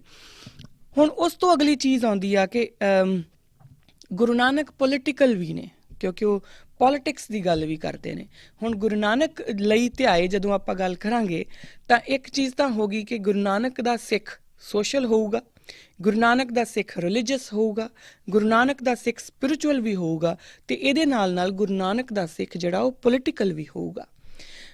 ਸਾਡੇ ਚੋਂ ਅੱਜ ਬਹੁਤਾਤ ਦੇ ਵਿੱਚ ਐਸੇ ਲੋਕ ਨੇ ਜਿਹੜੇ ਇੱਕ ਦੂਸਰੇ ਨਾਲ ਗੱਲ ਕਰਦੇ ਹੋਏ ਇਹ ਕਹਿ ਦਿੰਦੇ ਨੇ ਕਿ ਮੈਂ ਪੋਲੀਟਿਕਸ ਤੋਂ ਪਰੇ ਰਹਿਣਾ, ਮੈਂ ਤਾਂ ਮੇਰੇ ਜਿਹੜੇ ਵਿਚਾਰਧਾਰਾ ਨਾ ਉਹ ਬੜੀ ਇਹ ਪੋਲੀਟੀਕਲ ਹੈ, ਮੈਂ ਤਾਂ ਮੰਨਦਾ ਨਹੀਂ, ਮੈਂ ਪੋਲੀਟਿਕਸ ਵਿੱਚ ਜਾਂਦਾ ਹੀ ਨਹੀਂ ਜਾਂ ਜਾਂਦੀ ਹੀ ਨਹੀਂ। ਤਾਂ ਫਿਰ ਤੁਸੀਂ ਗੁਰੂ ਨਾਨਕ ਦੀ ਜਿਹੜੀ ਗੁਰੂ ਨਾਨਕ ਦੇ ਪੂਰਨ ਤੌਰ 'ਤੇ ਸਿੱਖ ਨਹੀਂ ਹੋ ਸਕਦੇ। ਗੁਰੂ ਨਾਨਕ ਨੇ ਤੁਹਾਨੂੰ ਪੋਲੀਟਿਕਸ ਦਿੱਤੀ ਆ, ਤੁਹਾਨੂੰ ਪੋਲੀਟਿਕਸ ਵਿੱਚ ਆਉਣਾ ਪਊਗਾ। ਹੁਣ ਪੋਲੀਟਿਕਸ ਵਿੱਚ ਆਉਣ ਦਾ ਮਤਲਬ ਕੀ? ਜਦੋਂ ਗੁਰੂ ਨਾਨਕ ਅਦਰਵਾਈਜ਼ ਤਾਂ ਗੁਰੂ ਨਾਨਕ ਕਿਉਂਕਿ ਜਾਂ ਤਾਂ ਉਹ ਗ੍ਰਸਤੀ ਆ ਔਰ ਗ੍ਰਸਤੀ ਹੋਣ ਦੇ ਨਾਲ ਅੱਜ ਕੱਲ੍ਹ ਬਹੁਤੇ ਲੋਕ ਜਿਹੜੇ ਆਪਣੇ ਘਰਾਂ ਦੇ ਵਿੱਚ ਆਪਣਾ ਘਰ ਦਾ ਕੰਮ ਕਰਦੇ ਉਹ ਇਹੀ ਕਹਿੰਦੇ ਆ ਨਾ ਕਿ ਅਸੀਂ ਤਾਂ ਜੀ ਵੇਖੋ ਆਪਣੇ ਬੱਚਿਆਂ ਨੂੰ 2 ਵਕਤ ਦੀ ਰੋਟੀ ਕਮਾ ਕੇ ਦੇਣੀ ਆ, ਗ੍ਰਸਤੀ ਬੰਨੇ, ਅਸੀਂ ਕੀ ਕਰਨਾ, ਇਹ ਰਾਜਨੀਤਕ ਕੀ ਕਰਦੇ ਆ ਕੀ ਨਹੀਂ ਕਰਦੇ, ਅਸੀਂ ਕਰਨਾ। ਇਹੀ ਗੱਲ ਗੁਰੂ ਨਾਨਕ ਵੀ ਕਹਿ ਸਕਦੇ ਸੀ ਪਰ ਉਹਨਾਂ ਨੇ ਨਹੀਂ ਕਹੀ। ਔਰ ਉਸ ਤੋਂ ਬਾਅਦ ਕੁਛ ਜਿਹੜੇ ਸਾਧੂ ਸੰਤ ਜਾਂ ਮਹਾਤਮਾ ਜਾਂ ਮਹਾਂਪੁਰਸ਼ ਉਹ ਕਹਿੰਦੇ ਨਹੀਂ ਜੀ ਵੇਖੋ ਜਿਹੜੇ ਸਾਧੂ ਸੰਤ ਹੁੰਦੇ ਆ ਨਾ ਸਭ ਦੇ ਬਰਾਬਰ ਹੁੰਦੇ ਆ, ਤਾਂ ਸਾਨੂੰ ਕੀ ਕਰਨਾ, ਸਾਨੂੰ ਕੀ, ਅਸੀਂ ਜਾ ਕੇ ਨੇਤਾ ਲੋਕਾਂ ਨਾਲ ਸਾਡੀ ਬਹਿਸ ਕਰਨ ਦਾ ਕੋਈ ਮਤਲਬ ਨਹੀਂ ਬਣਦਾ। ਅਸੀਂ ਤਾਂ ਸਾਧੂ ਲੋਕ ਹਾਂ, ਅਸੀਂ ਤਾਂ ਜਾਂ ਇਹ ਦੁਨੀਆ ਦੇ ਨਹੀਂ, ਅਸੀਂ ਸੰਤ ਲੋਕ ਹਾਂ, ਸਾਨੂੰ ਦੁਨੀਆ ਦੇ ਇਹ ਜਿਹੜਾ ਆਡੰਬਰ ਹੈ ਇਸ ਤੋਂ ਅਸੀਂ ਦੂਰ ਹਾਂ। ਬਹੁਤ ਸਾਰੇ ਲੋਕ ਇਹ ਬੋਲ ਦਿੰਦੇ ਆ। ਇਹੀ ਗੱਲ ਗੁਰੂ ਨਾਨਕ 'ਤੇ ਵੀ ਟੁੱਕਦੀ ਸੀਗੀ ਪਰ ਉਹਨਾਂ ਨੇ ਇੰਝ ਨਹੀਂ ਕੀਤਾ। ਉਹ ਕ੍ਰਿਸਤ ਵੀ ਨੇ ਔਰ ਉਹ ਇੱਕ ਰੱਬੀ ਨੂਰ ਵੀ ਨੇ, ਪਰ ਫਿਰ ਵੀ ਉਹ ਇਸ ਦੁਨੀਆ ਦੀ ਪੋਲੀਟਿਕਸ ਨੂੰ ਪਾਸੇ ਨਹੀਂ ਛੱਡਦੇ। ਨਾ ਸਿਰਫ ਉਹ ਬਾਬਰ ਨੂੰ ਜਾਬਰ ਕਹਿੰਦੇ ਆ, ਬਕਾਇਦਾ ਉਹ ਜਿਹੜਾ ਆਪਣੇ ਕੋਲ ਖੁਰਸਾਨਾ ਖਸਮਾਨਾ ਕੀਆ ਹਿੰਦੁਸਤਾਨ ਡਰਾਇਆ, ਸਾਨੂੰ ਬਕਾਇਦਾ ਉਹ ਉਸ ਵੇਲੇ ਦੀ ਪੋਲੀਟੀਕਲ ਹਾਲਾਤ ਜਿਹੜੇ ਨੇ ਉਹ ਗੁਰਬਾਣੀ ਦੇ ਵਿੱਚ ਵੀ ਦਰਜ ਕਰਕੇ ਸਾਨੂੰ ਦੱਸਦੇ ਆ। ਹੁਣ ਗੁਰਬਾਣੀ ਦੇ ਵਿੱਚ ਦਰਜ ਕਰਨਾ, ਦੇਖੋ ਇਹ ਜਿਹੜੀ ਚੀਜ਼ ਹੈ ਨਾ ਉਹ ਆਪਣੇ ਆਪ ਦੇ ਵਿੱਚ ਇੱਕ ਹਿਸਟੋਰੀਕਲ ਫੈਕਟ ਵੀ ਹੈ ਔਰ ਉਸ ਵੇਲੇ ਦੀ ਪੋਲੀਟਿਕਸ ਦੀ ਹਾਲ ਬਿਆਨੀ ਵੀ ਹੈ। ਤਾਂ ਮੈਂ ਬੜੀ ਵਾਰੀ ਇਹ ਸੋਚਦੀ ਹੁੰਦੀ ਸੀ ਕਿ ਇਹ ਕਿਉਂ ਕੀਤਾ ਹੋਊਗਾ ਗੁਰੂ ਮਹਾਰਾਜ ਨੇ ਗੁਰਬਾਣੀ ਦੇ ਵਿੱਚ ਅੰਕਿਤ। ਤਾਂ ਉਹ ਸਿਰਫ ਸਾਨੂੰ ਇਹੀ ਦੱਸਣ ਨੂੰ, ਹੁਣ ਜਦੋਂ ਜਵਾਬ ਮਿਲਦੇ ਆ ਤਾਂ ਉਹ ਸਿਰਫ ਸਾਨੂੰ ਇਹ ਦੱਸਣ ਨੂੰ ਕਿ ਅਗਰ ਤੁਸੀਂ ਮੇਰੇ ਸਿੱਖ ਹੋ ਤਾਂ ਤੁਸੀਂ ਨੇਤਾ ਜਿਹੜੇ ਰਾਜਨੇਤਾ ਜਾਂ ਜੋ ਵੀ ਰਾਜਨੀਤੀ ਉਸ ਵੇਲੇ ਦੀ ਹੈ ਉਸ ਤੋਂ ਭੱਜ ਨਹੀਂ ਸਕਦੇ। ਅਗਰ ਉਸ ਰਾਜਨੀਤੀ ਵਿੱਚ ਕੁਛ ਗਲਤ ਹੋ ਰਿਹਾ ਤੁਹਾਨੂੰ ਆਵਾਜ਼ ਚੁੱਕਣੀ ਪਊਗੀ, ਇਹ ਤੁਹਾਡਾ ਧਰਮ ਹੈ। ਹਾਂ, ਪਾਸਿਓਂ ਦੀ ਨਿਕਲ ਜਾਣਾ ਉਹ ਤੁਸੀਂ ਉਹ ਤੁਹਾਡਾ ਆਪਣਾ ਕਰਮ ਹੈ, ਤੁਸੀਂ ਕਰਨਾ ਚਾਹੋ ਕਰੋ, ਨਹੀਂ ਕਰਨਾ ਚਾਹੋ ਨਾ ਕਰੋ, ਪਰ ਸਿੱਖ ਹੋਣ ਦੇ ਨਾਤੇ ਉਹ ਤੁਹਾਡਾ ਧਰਮ ਹੈ। ਹੁਣ ਇਸ ਚੀਜ਼ ਤੋਂ ਅਸੀਂ ਭੱਜ ਨਹੀਂ ਸਕਦੇ। ਸੋ ਅੱਗੇ ਤੋਂ ਜਦੋਂ ਆਪਾਂ ਇਹ ਗੱਲ ਕਰੀਏ ਕਿ ਗੁਰੂ ਨਾਨਕ ਲਈ ਧਿਆਏ ਤਾਂ ਆਪਾਂ ਇਹ ਸਮਝ ਲਈਏ ਕਿ ਮੇਰੇ ਕਿਰਦਾਰ ਦੇ ਵਿੱਚ ਸੱਚੇ ਪਾਤਸ਼ਾਹ social, political, religious and spiritual ਇਹ ਚਾਰੇ ਤੱਤ ਹੋਣੇ ਚਾਹੀਦੇ ਆ। ਮੇਰੀ ਪਰਸਨੈਲਿਟੀ ਦੇ ਵਿੱਚ ਮੈਂ ਆਪਣੀ ਸੁਸਾਇਟੀ ਦੇ ਵਿੱਚ ਵੀ ਰਿਸਪੋਂਸੀਬਲ ਹੋਣੀ ਚਾਹੀਦੀ ਹਾਂ। ਜੋ ਮੇਰੀਆਂ ਰਿਸਪੋਂਸੀਬਿਲਿਟੀਜ਼ ਮੇਰੇ ਘਰ ਵੱਲ, ਮੇਰੀ ਸੁਸਾਇਟੀ ਵੱਲ ਹੈ ਉਹ ਵੀ ਮੈਂ ਪੂਰੀਆਂ ਕਰਨੀ ਚਾਹੀਦੀਆਂ। ਮੇਰੀਆਂ ਜਿਹੜੀਆਂ ਰਿਲੀਜੀਅਸ ਜੋ ਮੇਰੇ ਧਰਮ ਨੇ ਉਹ ਵੀ ਮੈਂ ਪੂਰੇ ਕਰਨੀ ਚਾਹੀਦੀਆਂ। ਔਰ ਉਸ ਦੇ ਨਾਲ ਜੇ ਕੁਛ ਕਿਤੇ ਵੀ ਕਿਸੇ ਦੇ ਹਿਊਮਨ ਰਾਈਟਸ ਜਾਂ ਕਿਤੇ ਵੀ ਕੁਛ ਗਲਤ ਹੋ ਰਿਹਾ ਤਾਂ ਮੈਂ ਉਸ ਦੇ ਖਿਲਾਫ ਵੀ ਆਵਾਜ਼ ਚੁੱਕਾਂ, ਕਿਉਂਕਿ ਉਹ ਵੀ ਮੇਰਾ ਧਰਮ ਹੈ। ਔਰ ਇਹ ਸਭ ਦੇ ਨਾਲ ਮੈਂ ਉਸ ਪਰਮਾਤਮਾ ਨੂੰ ਕਦੀ ਨਾ ਭੁੱਲਾਂ। ਇਹ ਇੱਕ ਸੰਪੂਰਨ ਸਿੱਖ ਦੀ ਡੈਫੀਨੇਸ਼ਨ ਬਣਦੀ ਆ ਮੇਰੇ ਅਕੋਰਡਿੰਗ, ਜਿੰਨੀ ਕੁ ਮੈਨੂੰ ਸਮਝ ਆਉਂਦੀ ਆ। ਅੱਗੇ ਅਗਰ ਮੈਂ ਕੁਛ ਵੱਧ ਤਾਂ ਸ਼ਾਇਦ ਨਹੀਂ, ਘੱਟ ਅਗਰ ਮੈਂ ਬੋਲ ਗਈ ਹੋਵਾਂ ਤਾਂ ਫਿਰ ਤੁਸੀਂ ਮੈਨੂੰ ਉਹਦੇ ਬਾਰੇ ਲਿਖ ਕੇ ਦੱਸ ਦਿਓ, ਆਪਾਂ ਉਹ ਵੀ ਐਡ ਕਰ ਲਾਂਗੇ। ਪਰ ਜਿਹੜੀ ਗੁਰੂ ਨਾਨਕ ਪਾਤਸ਼ਾਹ ਸਾਨੂੰ ਇੱਕ ਹੋਲਿਸਟਿਕ ਡਿਵੈਲਪਮੈਂਟ ਦੀ ਗੱਲ ਕਰਦੇ ਆ, ਜਦੋਂ ਇੱਕ ਪੂਰਨ ਪੁਰਖ ਬਣਾਉਣ ਦੀ ਉਹ ਗੱਲ ਕਰਦੇ ਆ, ਕਿ ਪੂਰਨ ਇਨਸਾਨ ਬਣਾਉਣ ਦੀ ਗੱਲ ਕਰਦੇ ਆ, ਤਾਂ ਉਹ ਬੇਸਿਕਲੀ ਕਿਵ ਸਚਿਆਰਾ ਹੋਈ ਹੈ। ਤਾਂ ਉਹ ਜਿਹੜਾ ਕਿਵ ਸਚਿਆਰਾ, ਉਹ ਸਚਿਆਰ ਮਨੁੱਖ ਉਹੀ ਹੋਊਗਾ ਜਿਹੜਾ ਕਦੀ ਕਿਸੇ ਵੀ ਚੀਜ਼ ਤੋਂ ਡਰੂਗਾ ਨਹੀਂ। ਹੁਣ ਇਸ ਪੂਰੇ ਫਲਸਫੇ ਦੇ ਵਿੱਚੋਂ ਅੱਗੋਂ ਨਿਕਲ ਕੇ ਆਉਂਦਾ ਨਿਰਭਉ ਨਿਰਵੈਰ ਦਾ ਫਲਸਫਾ। ਤੁਸੀਂ ਅਗਰ ਪੋਲੀਟੀਕਲੀ, ਕਿਉਂਕਿ ਪੋਲੀਟੀਕਲੀ ਆਪਾਂ ਕਿਉਂ ਨਹੀਂ ਬੋਲਦੇ, ਕਿਉਂਕਿ ਸਾਨੂੰ ਪਤਾ ਹੁੰਦਾ ਹੈ, ਦੇਖੋ ਕਦੀ ਵੀ ਜਦੋਂ ਘਾਣ ਹੁੰਦਾ ਨਾ ਤਾਂ ਉਹ ਕਮਜ਼ੋਰ ਲੋਕਾਂ ਦਾ, ਜਿਹੜਾ ਵੱਡੇ ਲੋਕ ਕਰਦੇ ਹੁੰਦੇ ਆ, ਪਾਵਰਫੁਲ ਲੋਕ ਕਰਦੇ ਹੁੰਦੇ ਆ, ਤਾਂ ਪਾਵਰਫੁਲ ਲੋਕਾਂ ਦੇ ਹੱਕ ਵਿੱਚ ਭੁਗਤਣਾ ਤੁਹਾਡੇ ਲਈ ਫਾਇਦੇਮੰਦ ਹੁੰਦਾ ਆ। ਪਰ ਤੁਹਾਡਾ ਧਰਮ ਕਹਿੰਦਾ ਆ ਕਿ ਜੇ ਉਹ ਪਾਵਰਫੁਲ ਲੋਕ ਛੋਟੇ ਲੋਕਾਂ ਦਾ, ਕਮਜ਼ੋਰ ਲੋਕਾਂ ਦਾ ਘਾਣ ਕਰ ਰਹੇ ਤਾਂ ਫਿਰ ਤੁਸੀਂ ਉਹਨਾਂ ਦੇ ਖਿਲਾਫ ਖੜੇ ਹੋਵੋ। ਅਤੇ ਜੋ ਤੁਸੀਂ ਖਿਲਾਫ ਖੜੇ ਹੋਵੋਗੇ, ਕਿਉਂਕਿ ਉਹਨਾਂ ਦੇ ਹੱਥ ਦੇ ਵਿੱਚ ਪਾਵਰ ਹੈ, ਫਿਰ ਤੁਹਾਨੂੰ ਉਹ ਕਿਸੇ ਵੀ ਤਰੀਕੇ ਦੇ ਨਾਲ ਪ੍ਰਤਾੜਿਤ ਕਰ ਸਕਦੇ ਆ। ਉਹ ਉਹਨਾਂ ਦੇ ਹੱਥ ਦੇ ਵਿੱਚ ਪਾਵਰ ਹੈਗੀ ਆ। ਹੁਣ ਇਹ ਸਭ ਕੁਝ ਜਾਣਦੇ ਹੋਏ ਵੀ ਤੁਸੀਂ ਅਗਰ ਖੜੇ ਹੋ ਜਾਂਦੇ ਆ ਤਾਂ ਫਿਰ ਤੁਸੀਂ ਆ ਕੇ ਸੱਚਿਆਰ ਮਨੁੱਖ ਵਾਲੀ ਲਾਈਨ ਦੇ ਉੱਤੇ ਚੱਲ ਰਹੇ ਆ। ਹੁਣ ਇਹਦੀ ਇੱਕ ਛੋਟੀ ਜਿਹੀ ਐਗਜ਼ਾਮਪਲ ਆ, ਉਹ ਇੱਕ ਮੁੰਡਾ ਰਣਜੀਤ ਸਿੰਘ ਜਿਹੜਾ ਆਪਣਾ ਗ੍ਰਿਫਤਾਰ ਕੀਤਾ ਹੋਇਆ ਇਸ ਟਾਈਮ ਦੇ ਉੱਤੇ ਵੀ, ਜਦੋਂ ਉਹ ਬਹੁਤ ਸਾਰੀ 400-500 ਬੰਦੇ ਦੀ ਭੀੜ ਆਈ ਹੋਊਗੀ ਔਰ ਉਹ ਪੱਥਰ ਮਾਰ ਰਹੇ ਆ ਔਰ ਨਜ਼ਰ ਆ ਰਿਹਾ ਕਿ ਪੁਲਿਸ ਉਹਨਾਂ ਦੇ ਨਾਲ ਰਲੀ ਹੋਈ ਆ, ਨਜ਼ਰ ਆ ਰਿਹਾ ਕਿ ਉਹ ਉਹਨਾਂ ਨੂੰ ਹਟਾ ਨਹੀਂ ਰਹੇ, ਅਤੇ ਉਹ ਬੀਬੀਆਂ ਵਾਲੇ ਜਿਹੜਾ ਤੰਬੂ ਆ ਉਸ ਪਾਸੇ ਜਾਂਦੇ ਆ। ਤਾਂ ਇਹ ਜਿਹੜਾ ਬੱਚਾ ਆ ਰਣਜੀਤ ਸਿੰਘ, ਅਗਰ ਇਹ ਕੋਈ ਹੋਰ ਹੁੰਦਾ, ਗੁਰੂ ਦਾ ਸਿੰਘ ਨਾ ਹੁੰਦਾ, ਗੁਰੂ ਦਾ ਸਿੱਖ ਨਾ ਹੁੰਦਾ, ਤਾਂ ਉਹ ਵੀ ਪਾਸਿਓਂ ਦੀ ਨਿਕਲ ਜਾਂਦਾ ਕਿ ਬੀਬੀਆਂ ਕਿਹੜੀਆਂ ਮੇਰੀਆਂ ਆਪਣੀਆਂ ਆ, ਹੈ ਨਾ। ਜਾਂ ਜਿੱਦਾਂ ਦੂਜੇ ਪਾਸਿਓਂ ਸਟੇਜ ਦੇ ਉੱਤੋਂ ਇਹ ਆਇਆ ਸੀਗਾ ਕਿ ਰਹਿਣ ਦੋ, ਉੱਧਰ ਨਾ ਜਾਇਓ, ਉਹ ਸਾਡੇ ਵਾਲੇ ਪਾਸੇ ਨਹੀਂ ਹੈਗੇ, ਇੱਦਾਂ ਵੀ ਕਹਿ ਸਕਦਾ ਸੀਗਾ। ਪਰ ਇਹੀ ਡਿਫਰੈਂਸ ਆ ਗੁਰੂ ਦੇ ਸਿੱਖ ਦੇ ਵਿੱਚ ਅਤੇ ਜਿਹੜੇ ਆਪਣੇ ਆਪ ਨੂੰ ਕਿਸੇ ਵੀ ਹੋਰ ਵਿਚਾਰਧਾਰਾ ਦੇ ਨਾਲ ਜੋੜਦੇ ਹੋਣਗੇ ਉਹਨਾਂ ਦੇ ਵਿੱਚ ਇਹ ਫ਼ਰਕ ਹੈ। ਉਹ ਇਕੱਲਾ ਮੁੰਡਾ ਉੱਥੇ ਖੜਾ ਹੋ ਗਿਆ। ਹੁਣ ਉਹ ਕੀ ਆ, ਉਹਦੀ ਨਿਰਭੈਤਾ ਆ, ਉਹ ਨਿਰਵੈਰ ਵੀ ਹੈ ਕਿ ਉਹ ਗਿਆ ਆ ਉੱਧਰ, ਉਹਨੂੰ ਕਿਸੇ ਨਾਲ, ਕਿਉਂਕਿ ਕਿਸੇ ਨਾਲ ਕੋਈ ਵੈਰ ਨਹੀਂ, ਪਰ ਉਹਨੂੰ ਡਰ ਵੀ ਕਿਸੇ ਦਾ ਨਹੀਂ, ਔਰ ਉਸ ਇਕੱਲਾ ਉਸ 400-500 ਦੀ ਭੀੜ ਦੇ ਸਾਹਮਣੇ ਖੜਾ ਹੋ ਗਿਆ, ਇਹ ਜਾਣਦੇ ਹੋਏ ਕਿ ਉਹ ਜ਼ਿਆਦਾ ਆ, ਮੇਰੇ ਦੇ ਉੱਤੇ ਹਾਵੀ ਹੋ ਸਕਦੇ ਆ, ਮੇਰੇ ਨਾਲ ਜੋ ਵੀ ਹੋਊਗਾ ਉਹ ਉਹਨੂੰ ਪਤਾ ਨਹੀਂ ਹੋਊਗਾ, ਇਹ ਤਾਂ ਓਬਵੀਅਸ ਸੀਗਾ ਉਹਨੂੰ, ਔਰ ਉਹ ਜਾਣਦੇ ਹੋਏ ਵੀ ਉਹ ਇਕੱਲਾ ਖੜਾ ਹੋ ਗਿਆ ਉੱਥੇ ਜਾ ਕੇ। ਇਹ ਨਿਰਭੈ, ਇਹਨੂੰ ਕਹਿੰਦੇ ਆ ਨਿਰਭਉ। ਔਰ ਇਸ ਤਰ੍ਹਾਂ ਦੀ ਜਿਹੜੀ ਉਹ ਜਦੋਂ ਤੁਸੀਂ ਇਹੋ ਜਿਹੇ ਲੈਵਲ ਦੇ ਉੱਤੇ ਜਾਂਦੇ ਆ, ਇਸ ਤਰ੍ਹਾਂ ਦਾ ਕਰੈਕਟਰ ਤੁਹਾਨੂੰ ਸਿੱਖੀ ਜਿਹੜੀ ਆ ਉਹ ਦਿੰਦੀ ਆ, ਗੁਰੂ ਨਾਨਕ ਪਾਤਸ਼ਾਹ ਦਾ ਫਲਸਫਾ ਦਿੰਦਾ ਆ। ਸੋ ਅੱਗੇ ਤੋਂ ਜਦੋਂ ਵੀ ਆਪਾਂ ਅਰਦਾਸ ਦੇ ਵਿੱਚ ਖੜੇ ਹੋਵਾਂਗੇ ਔਰ ਅਸੀਂ ਕਹਾਂਗੇ ਗੁਰੂ ਨਾਨਕ ਲਈ ਧਿਆਏ, ਤਾਂ ਇੱਕ ਵਾਰੀ ਆਪਣੇ ਅੰਦਰ ਇਹ ਗੱਲ ਜ਼ਰੂਰ ਦ੍ਰਿੜ ਕਰਨੀ ਆ ਕਿ ਗੁਰੂ ਨਾਨਕ ਲਈ ਧਿਆਏ ਦਾ ਮਤਲਬ ਕੀ ਆ, ਕਿ ਗੁਰੂ ਨਾਨਕ ਪਾਤਸ਼ਾਹ, ਮੈਂ ਤੁਹਾਨੂੰ ਧਿਆ ਕੇ ਤੁਹਾਡੇ ਕੋਲੋਂ ਇਹਨਾਂ ਚੀਜ਼ਾਂ ਦੀ ਹੀ ਦਾਤ ਮੰਗਦਾ ਹਾਂ ਕਿ ਮੈਂ ਸੁਸਾਇਟੀ ਵਿੱਚ ਜੋ ਮੇਰੇ ਕੰਮ ਨੇ ਉਹ ਵੀ ਕਰ ਸਕਾਂ, ਮੈਂ ਪਰਮਾਤਮਾ ਦਾ ਸਿਮਰਨ ਵੀ ਹਮੇਸ਼ਾ ਕਰ ਸਕਾਂ, ਭਗਤੀ ਵੀ ਮੈਨੂੰ ਮਿਲੀ ਰਹੇ, ਔਰ ਉਸ ਦੇ ਨਾਲ ਨਾਲ ਮੈਂ ਪੋਲੀਟੀਕਲ ਵੀ ਰਵਾਂ, ਔਰ ਜਿਹੜੇ ਮੇਰੇ ਧਰਮ ਤੁਸੀਂ ਮੇਰੇ ਲੇਖੇ ਲਾਏ ਆ, ਜਿਨ੍ਹਾਂ ਰਾਹਾਂ ਦੇ ਉੱਤੇ ਤੁਸੀਂ ਮੈਨੂੰ ਤੋਰਿਆ, ਉਹਦੇ ਉੱਤੇ ਮੈਂ ਤੁਰਦਾ ਰਹਾਂ। ਇਹ ਗੱਲਾਂ ਸਾਨੂੰ ਆਪਣੇ ਆਪ ਨੂੰ ਦੱਸਣੀਆਂ ਬਹੁਤ ਜ਼ਰੂਰੀ ਹੋਣਗੀਆਂ। ਹੁਣ ਇਸ ਤੋਂ ਅਗਲੀ ਗੱਲ ਜਿਹੜੀ ਆ, ਸੋ ਇਹ ਚੀਜ਼ ਤਾਂ ਇੱਕ ਆਪਣੀ ਇਹ ਓਵਰਆਲ ਇੱਕ ਹੈਗਾ ਸਟਰਕਚਰ। ਅਗਲੀਆਂ ਜਿੰਨੀਆਂ ਵੀ ਆਪਣੇ ਹੋਣਗੀਆਂ ਐਪੀਸੋਡਸ, ਆਪਾਂ ਇਕੱਲੇ ਸਟਰਕਚਰ ਨੂੰ ਤੋੜ ਕੇ ਦੇਖਾਂਗੇ, ਡੀਕਨਸਟਰਕਟ ਕਰਕੇ ਦੇਖਾਂਗੇ ਕਿ ਜਦੋਂ ਗੁਰੂ ਨਾਨਕ ਪਾਤਸ਼ਾਹ ਸੋਸ਼ਲ ਸਟਰਕਚਰ ਵਿੱਚ ਨੇ ਤਾਂ ਉਹ ਸਾਨੂੰ ਕੀ ਸਮਝਾਉਂਦੇ ਨੇ, ਕਿਉਂਕਿ ਉਹਦੇ ਵਿੱਚ ਵੀ ਤਾਂ ਇੱਕ ਆਪਣੇ ਆਪ ਦੇ ਵਿੱਚ ਇੱਕ ਫਲਸਫੇ ਨੇ ਨਾ। ਜਦੋਂ ਸੋਸ਼ਲ ਸਟਰਕਚਰ ਵਿੱਚ ਨੇ ਤਾਂ ਉਹ ਪਾਂਡੇ ਕੋਲ ਪੜ੍ਹਨ ਵੀ ਜਾਂਦੇ ਨੇ, ਅਤੇ ਫਿਰ ਅੱਗੋਂ ਕੀ ਪੜ੍ਹਾ ਕੇ ਆਉਂਦੇ ਨੇ, ਹੈ ਨਾ, ਕਿਸ ਤਰੀਕੇ ਨਾਲ ਪੜ੍ਹਾ ਕੇ ਆਉਂਦੇ ਨੇ। ਉਹ ਪੱਟੀ ਲਿਖੀ ਸਾਡੇ ਕੋਲ ਪਈ ਆ, ਗੁਰੂ ਗ੍ਰੰਥ ਸਾਹਿਬ ਮਹਾਰਾਜ ਦੇ ਵਿੱਚ ਦਰਜ ਹੈ, ਉਹ ਕਿੱਦਾਂ ਆ, ਕੀ ਆ, ਉਹ ਸਾਨੂੰ ਕੀ ਫਲਸਫਾ ਸਿਖਾਉਂਦੀ ਆ। ਉਸ ਤੋਂ ਬਾਅਦ ਜਦੋਂ ਉਹ ਮੌਲਵੀ ਕੋਲ ਜਾਂਦੇ ਨੇ, ਫਿਰ ਉਹ ਕੀ ਬੋਲਦੇ ਨੇ, ਜਦੋਂ ਉਹ ਜਨੇਊ ਨਹੀਂ ਪਾਉਂਦੇ ਤਾਂ ਉਹ ਕੀ ਬੋਲਦੇ ਨੇ, ਉਹ ਕੀ ਸਾਨੂੰ ਇੰਡੀਕੇਟ ਕੀ ਕਰਦੇ ਨੇ, ਸਾਨੂੰ ਸਿਖਾਉਂਦੇ ਕੀ ਨੇ, ਸਾਰੇ ਸੋਸ਼ਲ ਸਟਰਕਚਰ ਵਿੱਚ ਹੀ ਹੈ ਨਾ। ਜਦੋਂ ਆਪਣੀ ਭੈਣ ਦੇ ਘਰ ਜਾਂਦੇ ਆ, ਫਿਰ ਉੱਥੇ ਜਾ ਕੇ ਉਹ 13 ਵੀ ਤੋਲਦੇ ਆ, ਔਰ ਉਸ ਤੋਂ ਬਾਅਦ ਫਿਰ ਉਹ ਉੱਥੇ ਕੰਮ ਨਹੀਂ ਕਰਦੇ।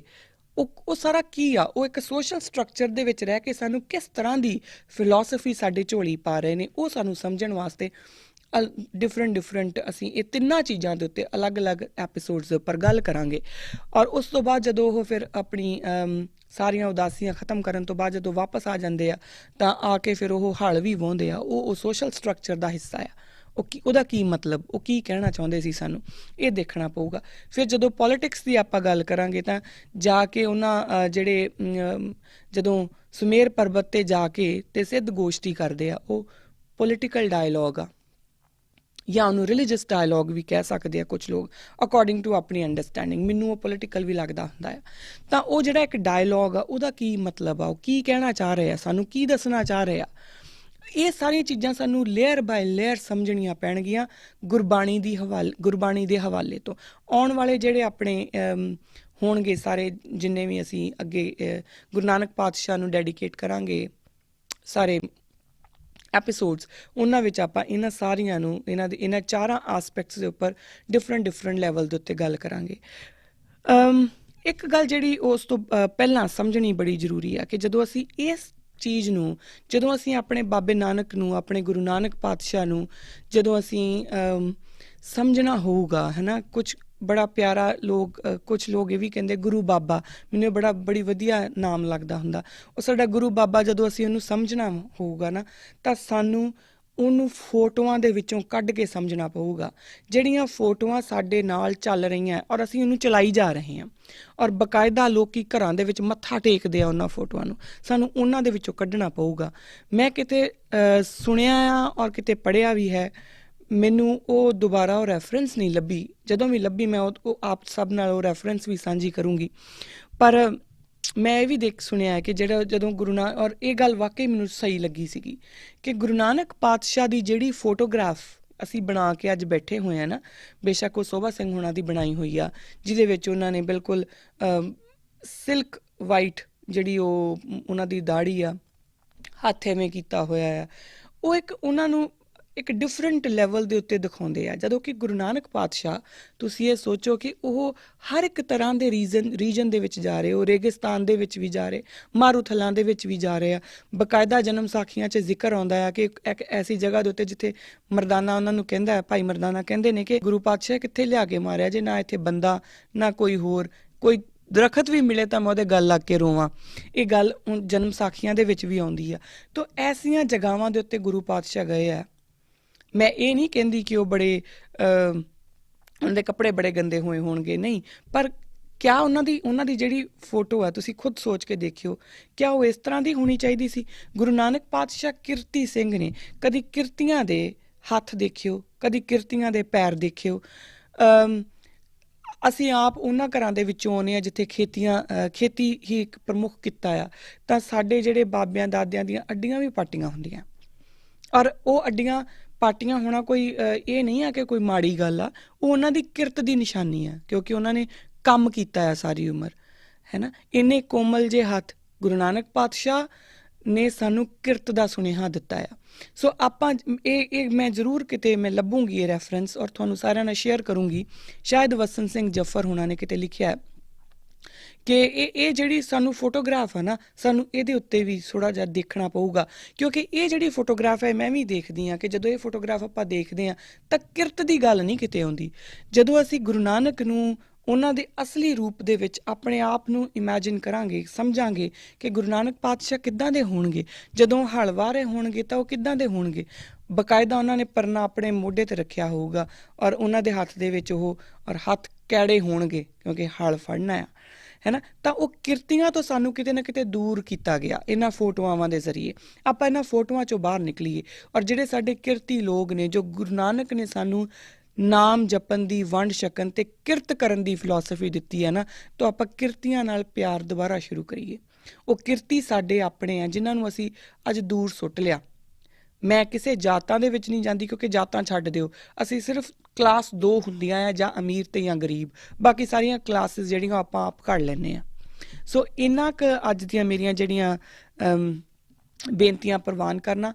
ਅਗਲਾ ਜਿਹੜਾ ਐਪੀਸੋਡ ਹੋਊਗਾ ਉਹਦੇ ਵਿੱਚ ਆਪਾਂ ਇਹ ਫੋਟੋਗ੍ਰਾਫ ਵਾਲੀ ਗੱਲ ਵੀ ਮੈਂ ਅੱਗੇ, ਕਿਉਂਕਿ ਕੋਸ਼ਿਸ਼ ਕਰੂੰਗੀ ਮੈਂ ਆਪਣੀ ਰੈਫਰੈਂਸ ਲੱਭ ਕੇ ਲੈ ਕੇ ਆਵਾਂ ਅਤੇ ਉਹਨੂੰ ਅੱਗੇ ਤੋਰਾਂਗੇ ਔਰ ਬਕਾਇਦਾ ਆਪਾਂ ਦੇਖਾਂਗੇ ਕਿ ਸਾਨੂੰ ਇਹਨਾਂ ਫੋਟੋਆਂ ਨੇ ਕੀ ਦਿੱਤਾ, ਅਸੀਂ ਕੀ ਗਵਾਇਆ। ਆਪਾਂ ਇਹਦੇ ਬਾਰੇ ਵੀ ਗੱਲ ਕਰਾਂਗੇ ਔਰ ਬਕਾਇਦਾ ਜਿਹੜੇ ਇਹ 4 ਮੁੱਢਲੀਆਂ ਚੀਜ਼ਾਂ ਬਾਰੇ ਮੈਂ ਗੱਲ ਕੀਤੀ ਹੈ ਕਿ ਜਦੋਂ ਅਸੀਂ ਇੱਕ ਪੂਰਨ ਪੁਰਖ ਦੀ ਗੱਲ ਕਰਨੀ ਹੈ, ਇੱਕ ਪੂਰਨ ਇਨਸਾਨ ਦੀ ਗੱਲ ਕਰਨੀ ਹੈ, ਤਾਂ ਉਹ ਪੂਰਨ ਇਨਸਾਨ ਸੋਸ਼ਲ ਵੀ ਹੋਊਗਾ, ਕਲਚਰਲ ਰਿਲੀਜੀਅਸ ਵੀ ਹੋਊਗਾ, ਸਪਿਰਿਚੁਅਲ ਵੀ ਹੋਊਗਾ ਔਰ ਪੋਲੀਟੀਕਲ ਵੀ ਹੋਊਗਾ। ਇਹਨਾਂ ਦੇ ਵਿੱਚੋਂ ਕੋਈ ਵੀ ਇੱਕ ਚੀਜ਼ ਅਗਰ ਮਾਈਨਸ ਹੈ ਤਾਂ ਉਹ ਪੂਰਨ ਨਹੀਂ ਹੋ ਸਕਦਾ। ਤਾਂ ਇਹ ਨਹੀਂ ਇੱਕ ਗੱਲ ਅੱਜ ਮੈਂ ਸਮਾਪਤੀ ਕਰਦੀ ਹਾਂ। ਆਪਾਂ ਮਿਲਦੇ ਹਾਂ ਅਗਲੇ ਐਪੀਸੋਡ ਦੇ ਵਿੱਚ ਫਿਰ ਤੋਂ ਔਰ ਇਸੇ ਚੀਜ਼ ਨੂੰ ਆਪਾਂ ਅੱਗੇ ਵਧਾਵਾਂਗੇ। ਮੇਰੇ ਕੋਲ ਕੋਈ ਗਲਤੀ ਹੋ ਗਈ ਹੋਵੇ, ਕੋਈ ਭੁੱਲ ਚੁੱਕ ਹੋ ਗਈ ਹੋਵੇ ਤਾਂ ਖਿਮਾ ਜੀ। ਬਾਕੀ ਆਪ ਸਭ ਦੀ ਹਜ਼ੂਰੀ ਵਿੱਚ ਦੁਬਾਰਾ ਆਉਂਗੀ ਅਗਲੇ ਹਫਤੇ। ਵਾਹਿਗੁਰੂ ਜੀ ਕਾ ਖਾਲਸਾ, ਵਾਹਿਗੁਰੂ ਜੀ ਕੀ ਫਤਿਹ।